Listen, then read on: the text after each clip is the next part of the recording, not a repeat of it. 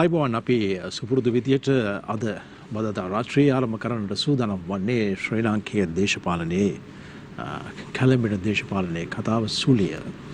මේ දවස්වල දේශපාලනය සැබවින්ම කැළඹෙමින් තිබෙන මොහොතක්. බොහෝ අවස්ථාවලදී ආණ්ඩු පාර්ශ්වයට චෝදනා එල්ල වෙනවා විපක්ෂයෙන්, ඒ වගේම ආණ්ඩුවෙන් විපක්ෂයට චෝදනා එල්ල වෙනවා, ජනතාවගෙන් මේ දෙපැත්තටම චෝදනා එල්ල වෙනවා ආණ්ඩුවට සහ විපක්ෂයට, ඒ වගේම දේශපාලන ක්‍රියාකාරීන්ට, සිවිල් සමාජ ක්‍රියාකාරීන්ට බොහොම කාර්යබහුල සමයක් තමයි ගෙවිගෙන යන්නේ. අද අපි කතා බහ කරන්නට සූදානම් වෙන්නේ සුලියෙන් රට අද සහ හෙට අපි ප්‍රධාන වශයෙන් මාතෘකාවක් බවට පත් කරගන්නේ ගෙවුණු මේ රජයේ ගෙවුණු වසර දෙකක කාලය සහ ඉදිරියට එළඹීමට නියමිත වසර 3ක කාලය පිළිබඳවත් විපක්ෂයේ කාර්යභාරය පිළිබඳවත් අපි මේ සාකච්ඡාවට අද සහභාගී කරව ගන්නවා ශ්‍රී ලංකා පොදු ජන පෙරමුණ නියෝජනය කරමින් කළුතර දිස්ත්‍රික් පාර්ලිමේන්තු මන්ත්‍රී සංජීව එදිරිමාන් මහත්මයා. අයිබෝන්. ඒ වගේම සමගි ජන බලවේගය නියෝජනය කරමින් හිටපු පාර්ලිමේන්තු මන්ත්‍රී විජේපාල හෙට්ටිආරච්චි මන්ත්‍රීතුමා. අයිබෝන් ඔබතුමාට. ඒ වගේම ශ්‍රී ලංකා පොදු ජන පෙරමුණ නියෝජනය කරමින් ගම්පහ දිස්ත්‍රික් පාර්ලිමේන්තු මන්ත්‍රී මෙලාන් ජයතිලක මහතා. අයිබෝන්. ජාතික ජන බලවේගය නියෝජනය කරමින් අද අපිත් එක්ක එකතු වෙන්නේ හර්ෂණ නානායක්කාර මහතා. නීතිඥතුමන් අපි ඔබ සිව් දෙනාම පිළි අරගෙනමින් ප්‍රවේශය ලබා ගන්නේ ආණ්ඩුව පාර්ශවයෙන්, රජයේ පාර්ශවයෙන් අපිත් එක්ක එකතු වී සිටින ශ්‍රී ලංකා පොදු ජන පෙරමුණ නියෝජනය කරන පාර්ලිමේන්තු මන්ත්‍රී සංජීව එදිරිමාන් මහත්මයා සමගින් මම කැමති මේට ප්‍රවේශය ආරම්භ කරන්නට අද කොළඹ වරායේ නැගෙනහිර පාර්ලිමේන්තු නියෝජනයේ වැඩ කටයුතු ආරම්භ කරමින් අග්‍රාමාත්‍යවරයා කරපු ප්‍රකාශයක් මූලික කරගනිමින් එතුමන් කියනවා ගත වෙච්ච අවුරුදු 2 වටින්නේ විපක්ෂයට අපිට වටින්නේ ඉදිරි අවුරුදු 3 කියලා. නමුත් ජනතාව නම් බලාපොරොත්තු වෙන්නේ අවුරුදු 5ක කාල සීමාවක් අපි පත් කරගන්නේ අවුරුදු 5ම අපිට වැඩ කරන්න කියලා. මම කැමැති ප්‍රසන්නේ අගමැතිතුමාගේ පැහැදිලි කිරීම තේරුම් ගන්න. මහින්ද රාජපක්ෂ ජනාධිපතිතුමාගේ 2005-10 අතර පළමු දුර කාලයේදී 2009 මැයි 18 වෙනකන් එයින් මෙපිට අයිති වෙලා තුන විපක්ෂයට. මහින්ද ජනාධිපතිතුමාට අයිති වුණේ 2009 මැයි 9න් පස්සේ කාලය තමයි. මොකද යම් රමුණක් දක්වා යන ගමනේදී තියෙන අඩලුහුඬුකම් විග්‍රහ කිරීම තමයි ලංකාවේ දේශපාලනයේ විපක්ෂයේ කාර්යභාරය වෙලා තියෙන්නේ. ඒක මම වර්තමාන විපක්ෂයට විතරක්ම කියන්නේ නැහැ. 48න් මෙපිට සමස්තයක් විදිහට ලංකාවේ විපක්ෂ දේශපාලනය යන්නේ නරක තැන රැඳිලා තියෙනවා. ඔබ දැකලා තිබුණාද මහින්ද දැන් අපි තර්කයෙන් තොරව පිළිගන්නවනේ අපි කිසි කෙනෙකුට තර්කයක් තියෙන්න බෑ. මේ රටේ ප්‍රමුඛ ජාතික ව්‍යසනයක් තමයි රිටිටි ත්‍රස්තවාදය පිළිබඳ අවුල. මේ රටේ විපක්ෂ දේශපාලන බලවේග කිසිම මොහොතක වචනයක සිතුවිල්ලක සහභාගීත්වයක සහයෝගයක් අපි දැක්කද? කිසිම තැනක තිබ්බේ නැහැ. ඔබට මම කියන්නම් අඩුම තරමේ යුද්ධෙ දිනලා රටට සාමය ගෙනල්ලා දිනූ සාමය සමරන ජාතික උත්සවය වික්ටරි පෙරඩ් එකක් අපි තිබ්බා ගෝල්පේස් පිටියට සමාන්තර භූමියේදී.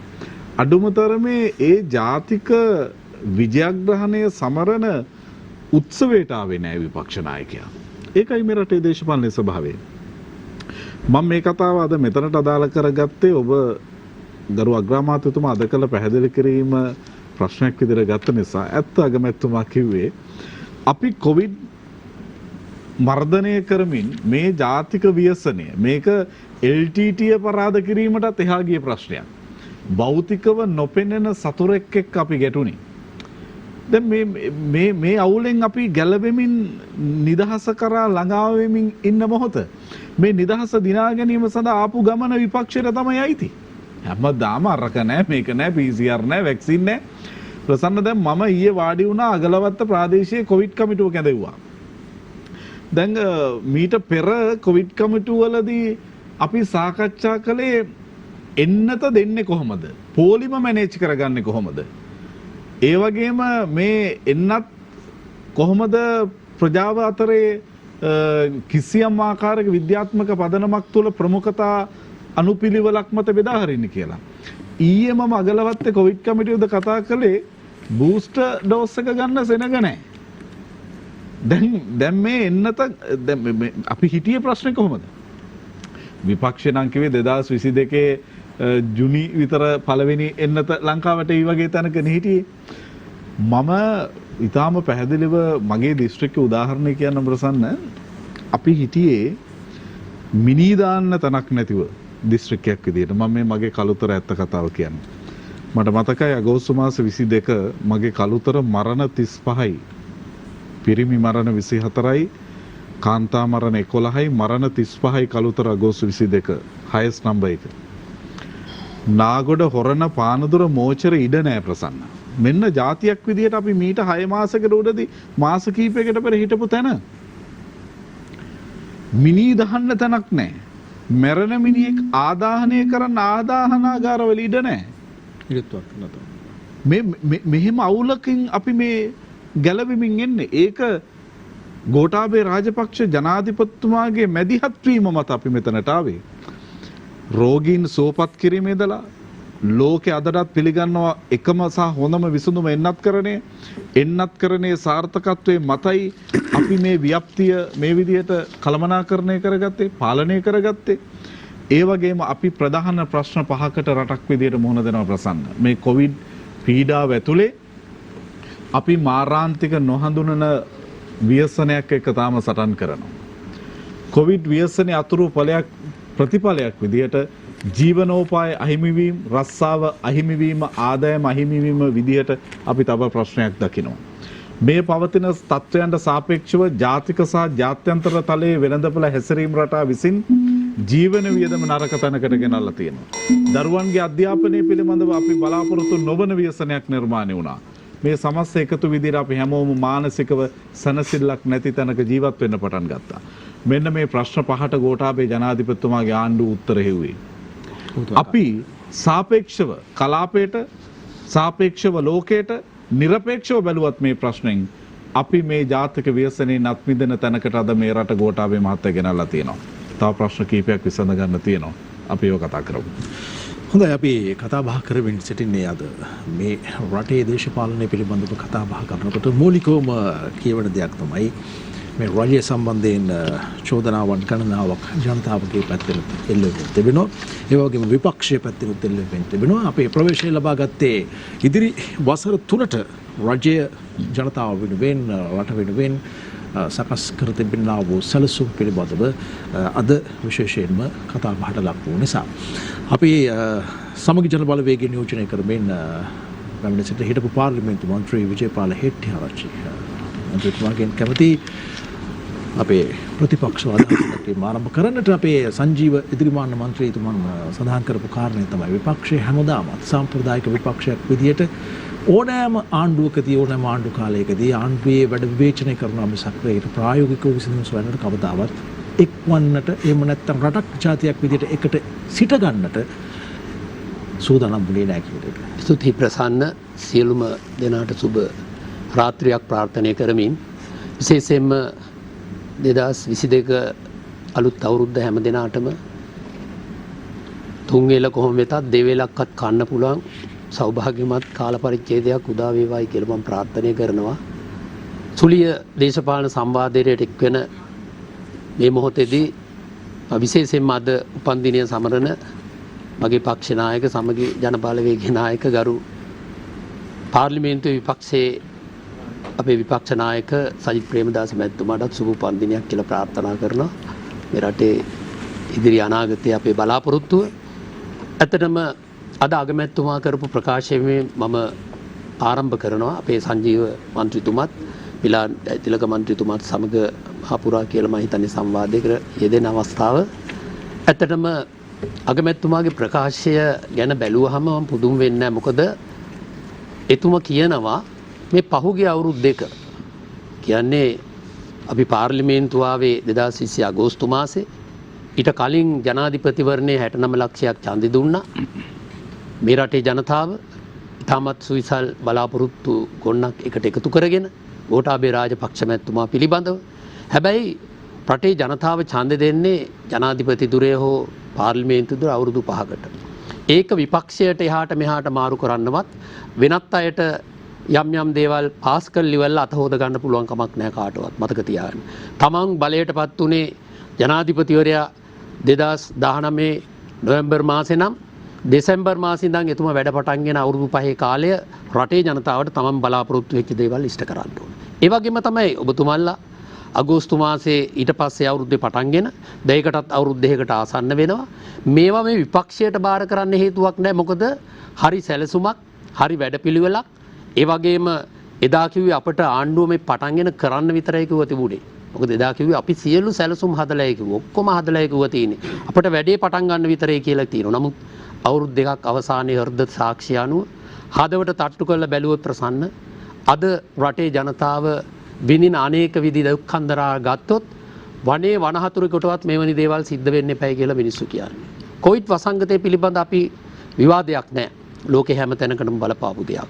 කොවිඩ්-19 වසංගතය ඇත වශයෙන්ම නියම ඒ ආකාරයෙන් කොවිඩ් වසංගතයේ පැතිරීමත් එක්ක ඒ පිළිබඳ හරි අධ්‍යයනයක් කළා. ඒ වගේ මේ රටේ වෛද්‍ය විශේෂඥයින් උපදේශකින් න්‍යායගේ උපදෙස් අරගෙන විරුද්ධ පක්ෂ වුණත් ආණ්ඩු පක්ෂයේ හිටිය ඕනතරම් මේ පිළිබඳ විද්වතුන් එයත් එක්ක ඉතාමත් හොඳ සංවාදයකට ගිහිල්ලා ඇත්ත වශයෙන් මෙන්නත් කරන්නේ පිළිබඳව අපි එදා කතා කරා. මට මතකයි ඒ කාල පරිච්ඡේදය ගත්තත් අපි පාර්ලිමේන්තුවේ ඒ විසුරුවන්නට කලින් මේ පිළිබඳව ලෝකයේත් එක්ක කතා බහකට ලක් වෙනකොට එදා සජිත් ප්‍රේමදාස මැතිතුමා පාර්ලිමේන්තුවේ ඉතාමත් පැහැදිලිව කිව්වා මේකට අවශ්‍ය ප්‍රධාන දේ එන්නත කියලා. ඒක නැහැ කියලා කාටවත් කියන්න බෑ. හැන්සාට් මම මේ අවස්ථාවේ ගෙනාවේ නැහැ. හැන්සාට් වාර්තා ටික ගත්තොත් විශේෂයෙන් එන්නත් කරන්නේ. එදා එතුමා ප්‍රශ්න කරා. එන්නත් ඇනුම් කරලාද තියෙන්නේ? කොයි රටවල් වලින්ද කරලා තියෙන්නේ? ඒවට මුදල් තියනවාද? කියන ප්‍රශ්නාවලියක් ඇද්දුවා. නමුත් ඒවට සමහරු උසුළු විසුළු කිව්වා. සමහරු hina වුණා. සමහරු කිව්වා අපිට ඕනනම් අපි එන්නත් ගේනව නැත්තම් නිකන් ඉන්නවා කියලා සමහර කියපු ඇමතිවරුන්ටත් මේක වැළඳිලා දැඩි අමාරුවෙන් ආයාසයෙන් තමයි ජීවිතය ගලවගත්තේ. එවැනි දේවල් සිද්ධ වුණා. ඒ නිසා ආණ්ඩුවට තිබුණා ඇත්ත වශයෙන්ම විපක්ෂයත් ඔක්කොම එක කතිකාවතකට ගන්න. විපක්ෂයට විරහිව නොඑක් ප්‍රකාශ කරමින් ඒ පිළිබඳව චෝදනා කරමින් ඉන්න නෙමෙයි. ඒ නියම ආකාරයට ඒ සාකච්ඡාව කළා මේ රටේ වෛද්‍ය විශේෂඥයින්ගේ අනුදැනුම ඇතුව මේ රටේ හොඳ වෛද්‍ය සේවයක් තිබෙනවා, හෙද සේවයක් තිබෙනවා, සෞඛ්‍ය ශාස්ත්‍රය ඉතාමත් ඉහළ මට්ටමක තිබෙනවා. ඒක මේ ආණ්ඩු දෙකේදීම ලෝකයේ පිළිගත් දෙයක්. මම හිතන්නේ හැමදාම ඒක අපි කතා කරන දෙයක්. එවැනි අය තියෙද්දි નિયમિત ආකාරයේ ගනිපු තීරණ තීන්දුවල තිබිච්ච අඩුපාඩුකම් නිසා තමයි අද ඇති වෙලා. දැන් මෙතුමම කියනවා ආදානාගාරී ඉඩ නැති වුණාලු. මිනිහක් වල්ලන්න තැනක ප්‍රශ්නයක් තිබුණා. ඒ වගේම රෝහල් වල වාට්ටු ගණන් පිරුණා. ඇයි මෙවැනි තත්වයකටපත් උනේ? මේකට කවුද ඉඩ හැරියේ? ඇයි මේක පාලනය කරන්න බැරි වුණේ මුලදී කියලා කාරණේ පිළිබඳව අපි එක හෙල්ලේම ආණ්ඩුවට එල්ල නොකරත් ආණ්ඩුවට තිබුණා. ඇත්ත වශයෙන්ම අද වෙනකොට 6 ලක්ෂයකට ආසන්න ප්‍රමාණයක් ආසාදනය වෙලා. ප්‍රසන්න 15000ක් මිය ගිහිල්ලා තියෙනවා. මමත් ඒ ඛේදවාචයකටපත් වෙච්ච මගේ බිරිඳගේ පියත් මම හිතනවා මේ කොවිඩ් වසංගතයෙන් පහුගිය 30 වෙනිදා නැති වුණා. ඉතින් මේ වේදනාව අපිට දැනෙනවා. ඒ නිසා මේ රටේ මේ ආණ්ඩුව අඩු ගානේ 15000ක් මිය ගිහපු මිනිස්සු වෙනුවෙන් අඩු ගානේ රුපියලක වටිනාකමක් තක්සේරු කරලා නැහැ මේ වෙනකොට. මොනතරම් ඛේදවාචකයක්ද? ඒ නිසා අපි කියනවා ආණ්ඩුවට කරුණා කරලා මේ මැරිච්ච මිනිස්සු වෙනුවෙන් ආසාදනය වෙලා හොඳ වෙච්ච අය නෙවෙයි මැරිච්ච මිනිස්සු වෙනුවෙන් එයාගේ දරු පරම්පරාව වෙනුවෙන් ඒ අය වැඩ කරපු මිනිස්සු ඒ අය වෙනුවෙන් යමක් කරන්නට දැන්වත් ආණ්ඩුව යම් වැඩ පිළ ඉදිරි අවුරුදු 3 තුලවත් ක්‍රියාත්මක කරන්න කියලා මම යෝජනා කරනවා. මොකද මේක අහඹ සිදුවීමක් නෙවෙයි. සුළි සුළඟක් ආවම ඒ වගේම අපි නායෑමක් වුණාම දේපල හානි වුණාම මිනිස්සුන්ට වන්දි ගෙවනවා. හැබැයි කොවිඩ් වසංගතේ කෙනෙකුට මිය ගිය මිනිහෙක් වෙන එක රුපියලක් වන්දියක් ගෙවන්න මේ ආණ්ඩුවට ඕන කමක් තිබුණේ නැහැ. අනුකම්පාවක් තිබුණේ නැහැ. ඒ තරම් අවාසනාවන්ත තත්යකට මේ ආණ්ඩුවපත් වුණා. ස්තුතියි. අපි මිලන් ජයතිලක මන්ත්‍රීතුමා අපි කතා බහ කරමින් සිටින්නේ දැන් මේ වන විට ජනතාව බලාපොරොත්තු වෙනවා බොහෝ සහනයක්. හැමතැනින්ම කියවෙන්නේ ප්‍රශ්න පිළිබඳව විතර අපි දෛනිකව ප්‍රවෘත්ති ඇහුවත් බැලුවත් මෙවැනි කාරණා ගොඩක් තිබෙනවා. අවුරුදු 3ක් ඉස්සරහට සංවර්ධනය කරන්න බලාපොරොත්තු වෙනවා. ආණ්ඩුවේ තියෙන සැලැස්ම කොයි වගේ එකක්ද? ඇත්තටම ප්‍රසන්න ස්තුතිවන්ත වෙනවා සියත නාලිකාවට ආරාධනා කිරීම පිළිබඳව අද මේ කතිකාවතට.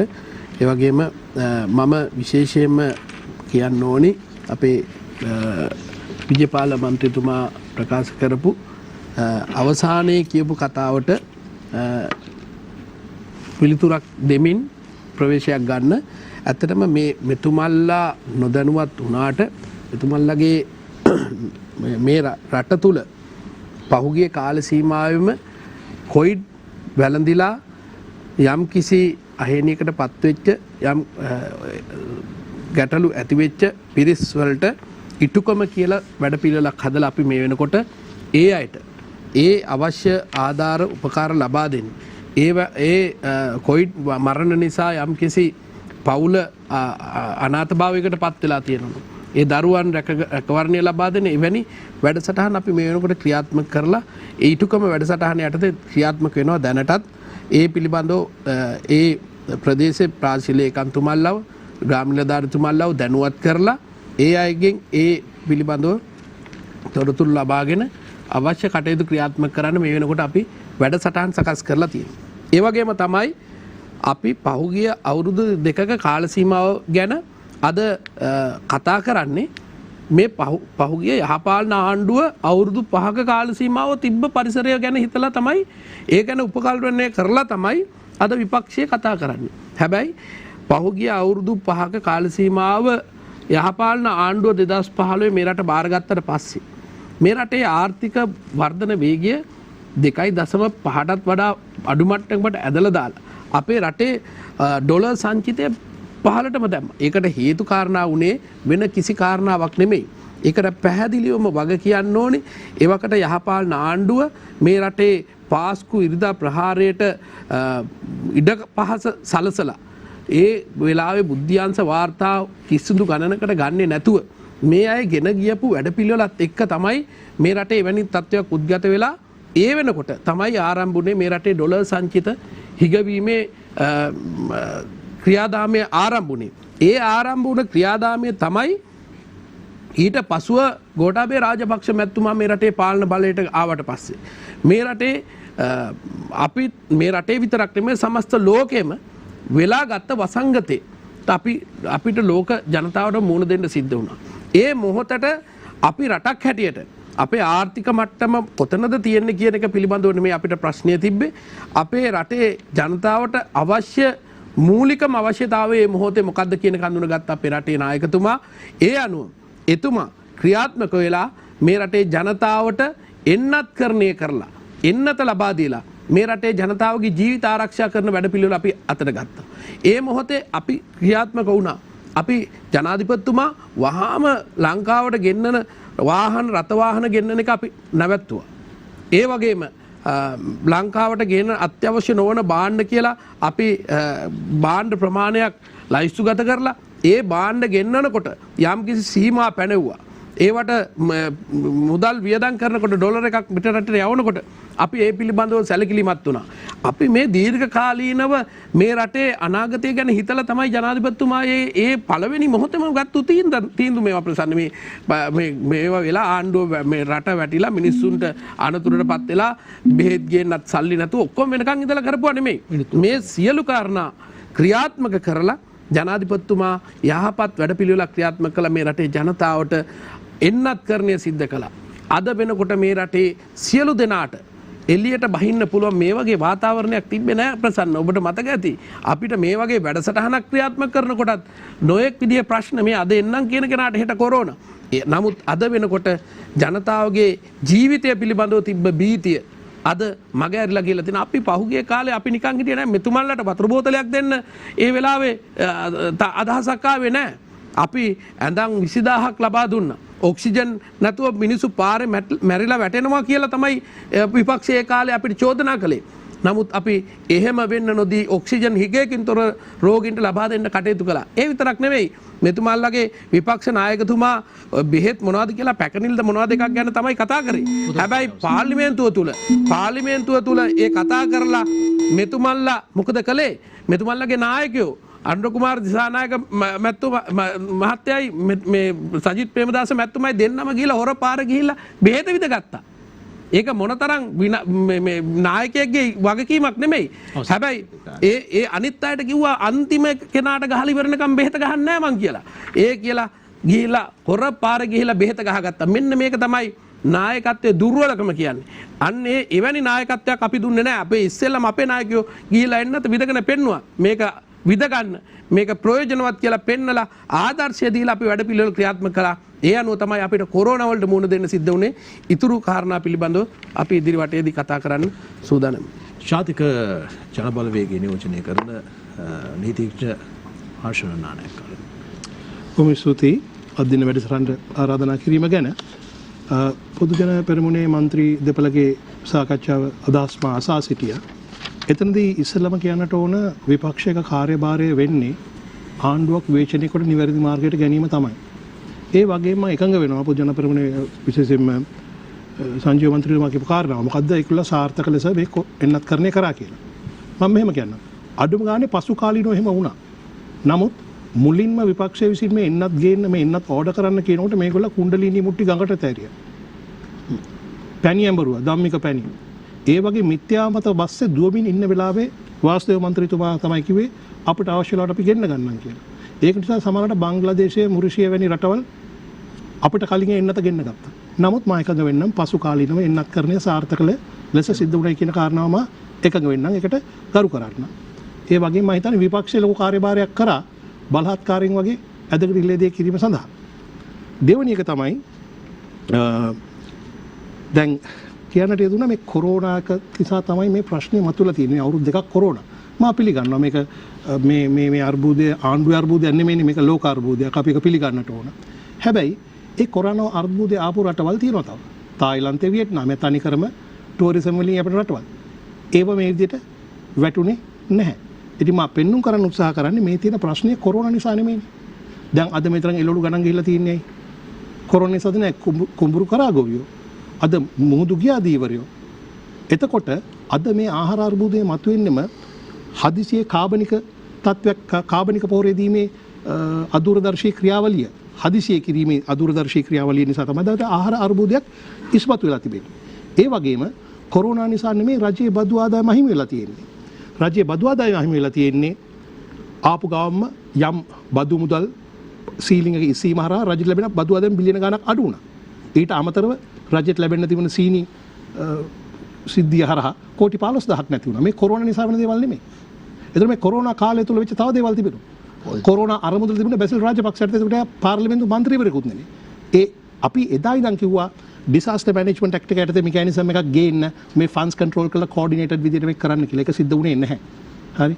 නමුත් කොරෝනා එක නිසා නෙමෙයි මේ දේ සිද්ධ වෙන්නේ අදූරදර්ශී තීන්දුව හරහා සහ නොදැනුවත්ව තීන්දුව ගැනීම හරහා. සිදුණු වංචා දූෂණ ගැන මට ඉදිරියේදී හමුනොත් කියන්න මොකද ජනතාවට ඒක නැවත නැවත මතක් කරන්න අවශ්‍ය වෙන්නේ නැහැ. නමුත් මම පෙන්වන්න උත්සාහ කරේ මේ අපි දෙන්න මුහුරු දෙන්නා වූ අර්බුදය කොරෝනා නිසා වෙච්ච දෙයක් නෙමෙයි. ඒ වගේම ගෝඨය මහත්තයාගේ තනි වරදකුත් නෙමෙයි. මේක ඇවිල්ලා වසර ගාණක් දශක ගණනාවක් තිබුණු වැරදි ආර්ථික ප්‍රතිපත්ති සහ දූෂිත වංචනික දේශපාලන සංස්කෘතිය නිසා ඇතිවුණු ප්‍රශ්න බවටයි මගේ මතය. ඒක එහෙම කියන ගමන් අපි බලමු මේ කවුද විජය ජයතිලක මන්ත්‍රීතුමා කිව්වා මේ අනුරුද්ධ සනාය ගිහලා හොරපාර ගිහලා ගහම කියලා පොඩ්ඩක් වගකීමෙන් කතා කරන්න හොඳයි. මොකද අපි ඉස්සෙල්ලම කිව්වේ ඔවුන්ගේ අවස්ථාව ආපුවම ගහන්නම් කියලා. මොකද අනුරුද්ධ සනායක තාම 60ට වඩා අඩුයිනේ. ඉස්සෙල්ලා ගාවේ 60ට වැඩි කට්ටියට. මම දන්නවා පෝලිම් පැනලා ගහගත්ත කට්ටියක් ඉන්නවා. නමුත් 60ට අඩු කට්ටිය ගහන අවස්ථාව ආපු වෙලාවේ ඔහු ගිහිල්ලා එන්නත් අරගෙන ඒක Facebook එකේ පින්තූරෙකුත් පළ කරලා තිබුණා. ඉතින් ඒක නිසා ඒක නම් ඊටම චෝදනා රහිත එකක්. පදනම් විරහිත චෝදනාවක්. කෙසේ වෙතත් ඒ ගැන කතා කරනට වඩා මට උමනාව තියෙන්නේ පෙන්වන්න දැන් මේ අවශ්‍ය වෙන්නේ තමන් අපි ගරු කරමු අර මහින්ද මහත්තයා යුද්ධ කළා ජයග්‍රහණය කිරීම හරහා අපිට මතකයි ජනතා යුක්ති පෙරමුණත් ඒ අවස්ථාවේ පාටලි චම්පික ඇමතුමාලත් ඒ යුද්ධයට සෑහෙන මහින්ද මහත්තයා නිකන් අතින් ඇදගෙන කරේ යුද්ධ කරන්නේ අහවල් එකෙන්ද කියලා අහපු මිනිස්සයා තමයි යුද්ධ කරන්න ගෙනිච්චේ. ඉතින් අපිටත් පොඩි ඒ ගැන අදහසක් තිබෙනවා. කෙසේ වෙතත් හරි මගේ කාලය අවසන් බව පේනවා. මට කියන්න තියෙන්නේ දැන් තියෙන්නේ මේ පසු කාලේ නිච්ච දේවල් නෙමෙයි මේ රටේ මිනිස්සු අරුබුද රාශියක් තියෙනවා. ගෑස් පුපුරනවා. රවි කුමුදේශ් කියන වෛද්‍ය කියනවා දැන් එන මාසේ බෙහෙත් නැති වෙයි කියලා. විදේශ සංචිත හිඳිලා තියෙනවා. දැන් එක එක්කිනාට බ්ලේම් කරමින් ඉන්නවට වඩා මේ රටේ ආහාරපාන බේතේත් ඉදිරි අපි ගෙනියන්නේ කොහොමද? දැන් තියෙන ඩොලර් බිලියන 1.5යි. මම හිතන්නේ 1000යි. හරියට බැලුවොත් එහෙම රත්න සංචිත අඩු කරලා බැලුවොත් යම් රත්තරන් විකුණලා තිබෙනවා. මම අහන්නේ රජයක් වශයෙන් මේ වෙලාවේ අපි සියල්ලම එකතු වෙලා රටේ මිනිසුන්ට සහන දෙන්න ඕනේ. ජොගින් පාත් හදන වෙලාව නෙමෙයි මේක. වෙනත් වියදම් අඩු කළා හරි රටේ ජනතාවට සහන දෙන්නට ඕන. කොහොමද මේ ආර්ථිකය නගා හිටවන්නේ? මිනිසුන්ගේ ප්‍රශ්න විසඳගන්නේ කොහොමද? මෙන්න මේ කරුණු ටික මම ඉදිරි වටේදී කතා කරන්න බලාපොරොත්තු වෙනවා. හොඳයි ස්තුතියි. අපි කතා බහ කරමින් සිටින්නේ අද සුලිය කාලින දේශපාලන සංවාදයෙන් රට අද සහ හෙට විශේෂයෙන්ම ඉදිරි අවුරුදු 3ක ආණ්ඩුවේ සැලැස්ම පිළිබඳව තමයි අපි වැඩි අවධානයක් යොමු කරන්නේ. මන්දයත් දැන් මේ මොහොත වන විට රට ඇතුලේ තියෙන බොහෝ ප්‍රශ්න ජනතාවට ඉතාමත්ම වඩා දැනෙන ප්‍රශ්න බවට පත් වී තිබෙන නිසා ඔවුන් ඒ පිළිබඳව යම් සානදායී පිළිතුරක් බලාපොරොත්තු වෙන සිටිනවා. ආණ්ඩුව පාර්ශවයෙන් ඒත් එක්කම විපක්ෂයෙන් අපි බලාපොරොත්තු වෙනවා මේ රට නිවැරදි මාවතට ගෙනන්නට ඔවුන්ගේ කාර්යභාරය නිවැරදි ආකාරයෙන් සිදුවෙමින් පවතිනවාද කියන කාරණය පිළිබඳව ප්‍රශ්න කරන්න සූදානම් වෙන්නේ කෙටි විරාමයක් ලබා ගන්නට. හොඳ අපි කතා බහ කරමින් සිටින්නේ වර්තමානයේ රටේ පවතින දේශපාලනික තත්ත්වය සහ විශේෂයෙන්ම ආර්ථික සමාජීය කරුණු කාරණා පිළිබඳව මේ වටේදී අපි වැඩි අවධානයක් යොමු කරන්නට බලාපොරොත්තු වෙනවා. ජනතාවගේ පැත්තෙන් බොහෝ වෙලාවට ඒ සම්බන්ධයෙන් වැඩි බලපෑමක් අවධානයක් තිබෙන නිසා. සංජීව මන්ත්‍රීතුමා දැන් විපක්ෂයෙන් එල්ලවෙන චෝදනාව තමයි ඔක්කොම හරි කොරෝනත් හරි අවුරුදු 2කට ආසන්න කාලයක් කොරෝනත් තිබුණා. හැබැයි අපිට කොරෝනා හින්දාමද ලෝකයේ අනෙක් රටවල් එක්ක සංසන්දනය කරලා බලනකොට අපි වර්තමානයේ මුහුණ දීලා තියෙන බොහෝ ප්‍රශ්න වලට මුහුණ දෙන්නට සිදු වුණේ. ඔවුන්ගේ චෝදනාව රජයට නිවැරදි ආර්ථික සැලැස්මක් ආර්ථික දැක්මක් ක්‍රම සම්පාදනය කිරීමක් හෝ ප්‍රතිපත්ති සම්පාදනය කිරීමක් කරගන්නට මේ වෙන විට හැකියාවක් ලැබිලා නැහැ. ඒකට හොඳම උදාහරණ තිබෙනවා ආණ්ඩුව ඇතුළෙන්ම විවේචන එල්ලවමින් පවතිනවා ආණ්ඩුවේ ක්‍රියාකාරීත්වය පිළිබඳව කියන කාරණය. කොරෝනා නිසාමද මෙහෙම වුණේ කියලා මම ඇහුවොත් නෑ. ඒ නිසා නෙමෙයි. ඒ නිසාම නෙවෙයි. මයන්නක් එක මම කියන්නේ. තව එක අවුලක් තිබ්බා. ඒ අපේ මේ විජේපාල පැතුමල්ලා ආණ්ඩු කරපු ගිය අවුරුදු 5 අනපේක්ෂිත ආර්ථික බිඳ වැටීම.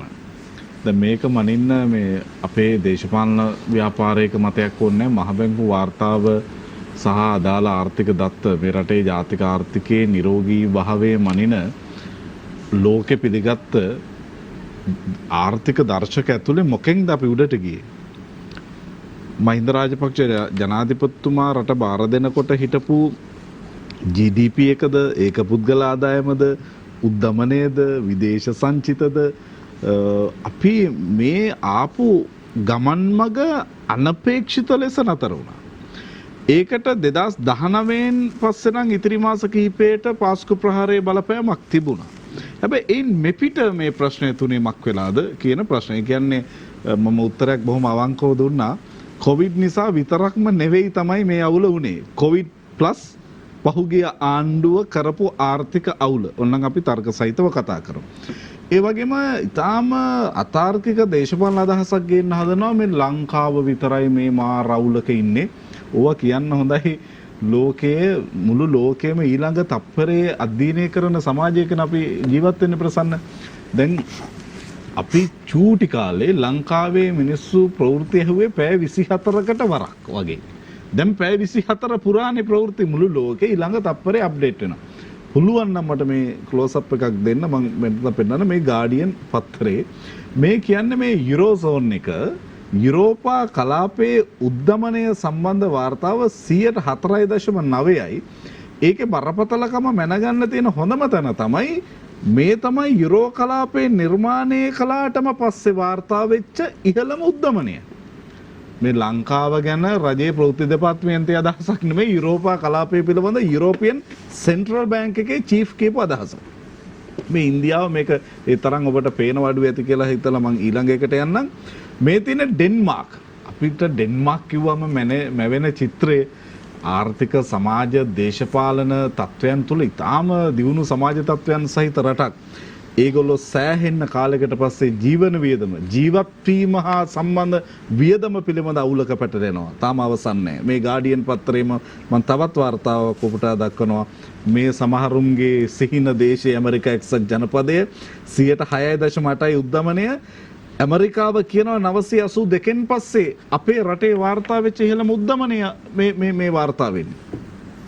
ඒ වගේම බ්‍රිතාන්‍යයේ අවුරුදු 10කට පස්සේ වාර්තා වෙච්ච වැඩිම උද්දමනයක අපේක්ෂිත ප්‍රමාණයද ඉක්මවා යනවා. ඒ වගේම එක්සත් ජාතීන්ගේ ආහාර සහ කෘෂිකර්ම සංවිධානයේ ආසන්න වාර්තාවක ඊටාම පැහැදිලිව ඒ ආයතනය කියනවා මුළු ලෝකෙම ආහාර සඳහා මිනිසා විසින් දරන ලද වියදම 130කින් වැඩි වුණා කියලා. දැන් මුළු ලෝකෙම ආහාර සඳහා මිනිසා දරන ලද වියදම 130කින් වැඩි උනේ ලංකාවේ ආණ්ඩුවේ කාබනික පොහොර ප්‍රතිපත්තිය නිසාද? දැන් මේක ගෝලීය අවුලක් කියන එක තේරුම් ගන්න බැරුව නම් අපිට අඳුරේ අතපත ගාලා වැඩක් නැහැ මේ රැය ඩිබේට් එක නිදි මරලා. අපි මේකේ ඇත්ත දේශපාලන කාරණාව කතා කරමු. ඒ වගේම මෙතුමාගෙන් තර්කයක් ආවා මේ වැට් අඩු කරලා රජයට ආදායම අහිමි කර ගැනීමක් ගැන. වැට් බද්ද 15වෙන් ඉඳලා 108 දක්වා අඩු කිරීම මත ආණ්ඩුවට හිමි විය යුතු ආදායමේ යම් කොටසක් අහිමි වුණ බව ඇත්ත. හැබැයි වැට් බද්ද 15 ඉඳලා 8ට අඩු කිරීම ඇතුළේ තියෙන ප්‍රතිලාභ ටික උදාහරණයක් මම ගන්න ඔබේ ආයතනයෙන්. හිතන්නකෝ දැන් කිසියම් අපි නිෂ්පාදන ආයතනයකට යමු. ඒ ආයතනයේ විසින් ගෙවන්න තියෙන වැට් ප්‍රමාණය 115 ඉඳලා 8ට අඩු වීම පිළිබඳ සහනය ඒ අයට නොලැබුණා නම් මේ රටේ විශාල පිරිසකට විශේෂයෙන් පෞද්ගලික අංශයේ ප්‍රසන්න රැකිය අහිමි වෙනවා. ඒ වගේම මේ රටේ මුදල් සංසරණය පිළිබඳ ලොකු අවුලක් තිබුණා. මෙතුමන්ලගේ ආණ්ඩුව දීලා ඉවරලා යනකොට අඩුම තරමේ ආණ්ඩුවේ කොන්ත්‍රාත් එක කරපු මිනිස්සුන්ට බිල් එක ගෙවලා තිබ්බේ නැහැ. මුදල් සංසරණයම් සුලභ භාවයක් ඇති කිරීම පිළිබඳව අපිට උවමනාවක් තිබ්බා. මේ වැට් බද්ද අඩු කිරීම ඇතුළේ එහෙම නැති අපි හෙට උදේ ඉඳලා මේක වැඩි කරමුකෝ කොහොමද බලපෑම කොහොම වෙයිද? වැට් බද්ද 115ක තිබ්බනම් මේ මොහොතට අදාළව මොකක් වෙයිද? ජීවන වියදම් පිළිබඳව මීට වඩා නරක තත්ත්වයක් ඇති වෙන්නේ නැද්ද? ඒ වගේම මේ නිෂ්පාදන ආයතන Tamanගේ සේවක ධාරිතාව එදා වගේම පවත්වාගෙන යන්නත් ඒ අයට තිබුණු මේ ලැබිච්ච බදු සහනවල ඒ විතරක් නෙමෙයි අපි NBT එක සම්බන්ධව තවත් බොහෝ බදු සම්බන්ධව දුන්න සහන ඒවා දැන් අර සාමාන්‍යයෙන් දේශපාලන සාහිත්‍යයෙන් මේ මුදලාලිලා කියන ඔකට කියන ජාවාරම්කාරයෝ කියලා රටක ව්‍යවසායකයෝ කියන්නේ ජාවාරම්කරුවෝ මුදලාලිලා කියන තැන ඉඳලා රටක නිදහස් වෙළඳපොළ සහිත ලෝකයක රටක ආර්ථිකය මැනගන්න ගියොත් අපිට පැටලෙනවා. මේ හැම සහනයක් ඕනම තීන්දුවක් ඇතුලේ ප්‍රසන්න ධන සහ ඍණ කියලා ප්‍රතිඵල දෙකක් සමාජයට යනවා. අපි බලන්න ඕනේ වැඩි බර තියෙන ධනද ඍණද කියලා. වැට් බද්ද අඩු කිරීම තුළ ලද සමාජ ප්‍රතිලාභ පිළිබඳ ඇත්ත රචනයක් ලියුවොත් අපිට මේක තේරුම් ගන්න පුළුවන්. හොඳයි විජේපාල හෙට්ටිආරච්චි හිටපු මන්ත්‍රීතුමා. මුතුමන්ට මෙතුමන්ගේ අදහස් පිළිබඳව යම් ප්‍රශ්න කිරීමක් තියෙනවා නම් කරන්න පුළුවන්. සංජය මන්ත්‍රීතුමා ප්‍රකාශ කළා ලෝකේ ආර්ථික රටවල් වල ඇතිවන උද්දමනය පිළිබඳ. ඒකේ විවාදයක් නැහැ. නමුත් ප්‍රශ්නේ තිබෙන්නේ මේ කොරෝනා පිට දාලා මෙතුම කිව්වා වගේ ආණ්ඩුවේ හැම දෙයක්ම කොරෝනා පිටින් යවන්න මේ ආණ්ඩුව ලොකු උත්සාහයක් ගත්තා. අදත් ඒක තමයි කියන්නේ. දැන් උනත් කියන්නේ මේ අවුරුදු දෙක පහුගිය අවුරුදු දෙකම අපිට කොරෝනා නිසා මුකුත් කරගන්න බැරි වුණා කියලා. හැබැයි ප්‍රශ්නයක් තිබෙනවා. දැන් බලන්න මේ රටේ තේ ආර්ථිකය ගත්තොත් දැන් මම තේ නිෂ්පාදනය කරන ගාල්ල දිස්ත්‍රික්කයේ ඉන්න තේ ගස් යට රබර් ගස් යට අත වශයෙන්ම කරපු කෙනෙක්. දැන් බලන්න ආණ්ඩුවට ප්‍රශ්නයක් තිබෙන ඩොලර් පිළිබඳව. විදේශ රටවලින් ඩොලර් පිළිබඳ ලොකු ප්‍රශ්නයක් තිබෙනවා. විදේශ රැකියා කරන අයගේ ඩොලර් එන්නේ නැහැ. ඒ වගේම අපේ නිෂ්පාදන විශේෂයෙන්ම අපනයනයන් පිළිබඳ ප්‍රශ්නයක් තිබුණා. නමුත් බලන්න තේ කොරෝනා වලින් කිසිම විදියකට තේ වලට බලපෑවේ නැහැ. මොකද කොරෝනා මොනතරම් ඉතාමත්ම දරුණු තත්ත්වයක තිබුණත් තේ ගස් යට වැඩ කරන මිනිහට ඒකේ ආසාදනය වෙන්න කිසිම හේතුවක් නැහැ. දුරින් ඒ කටයුතු කරන්න තිබුණා.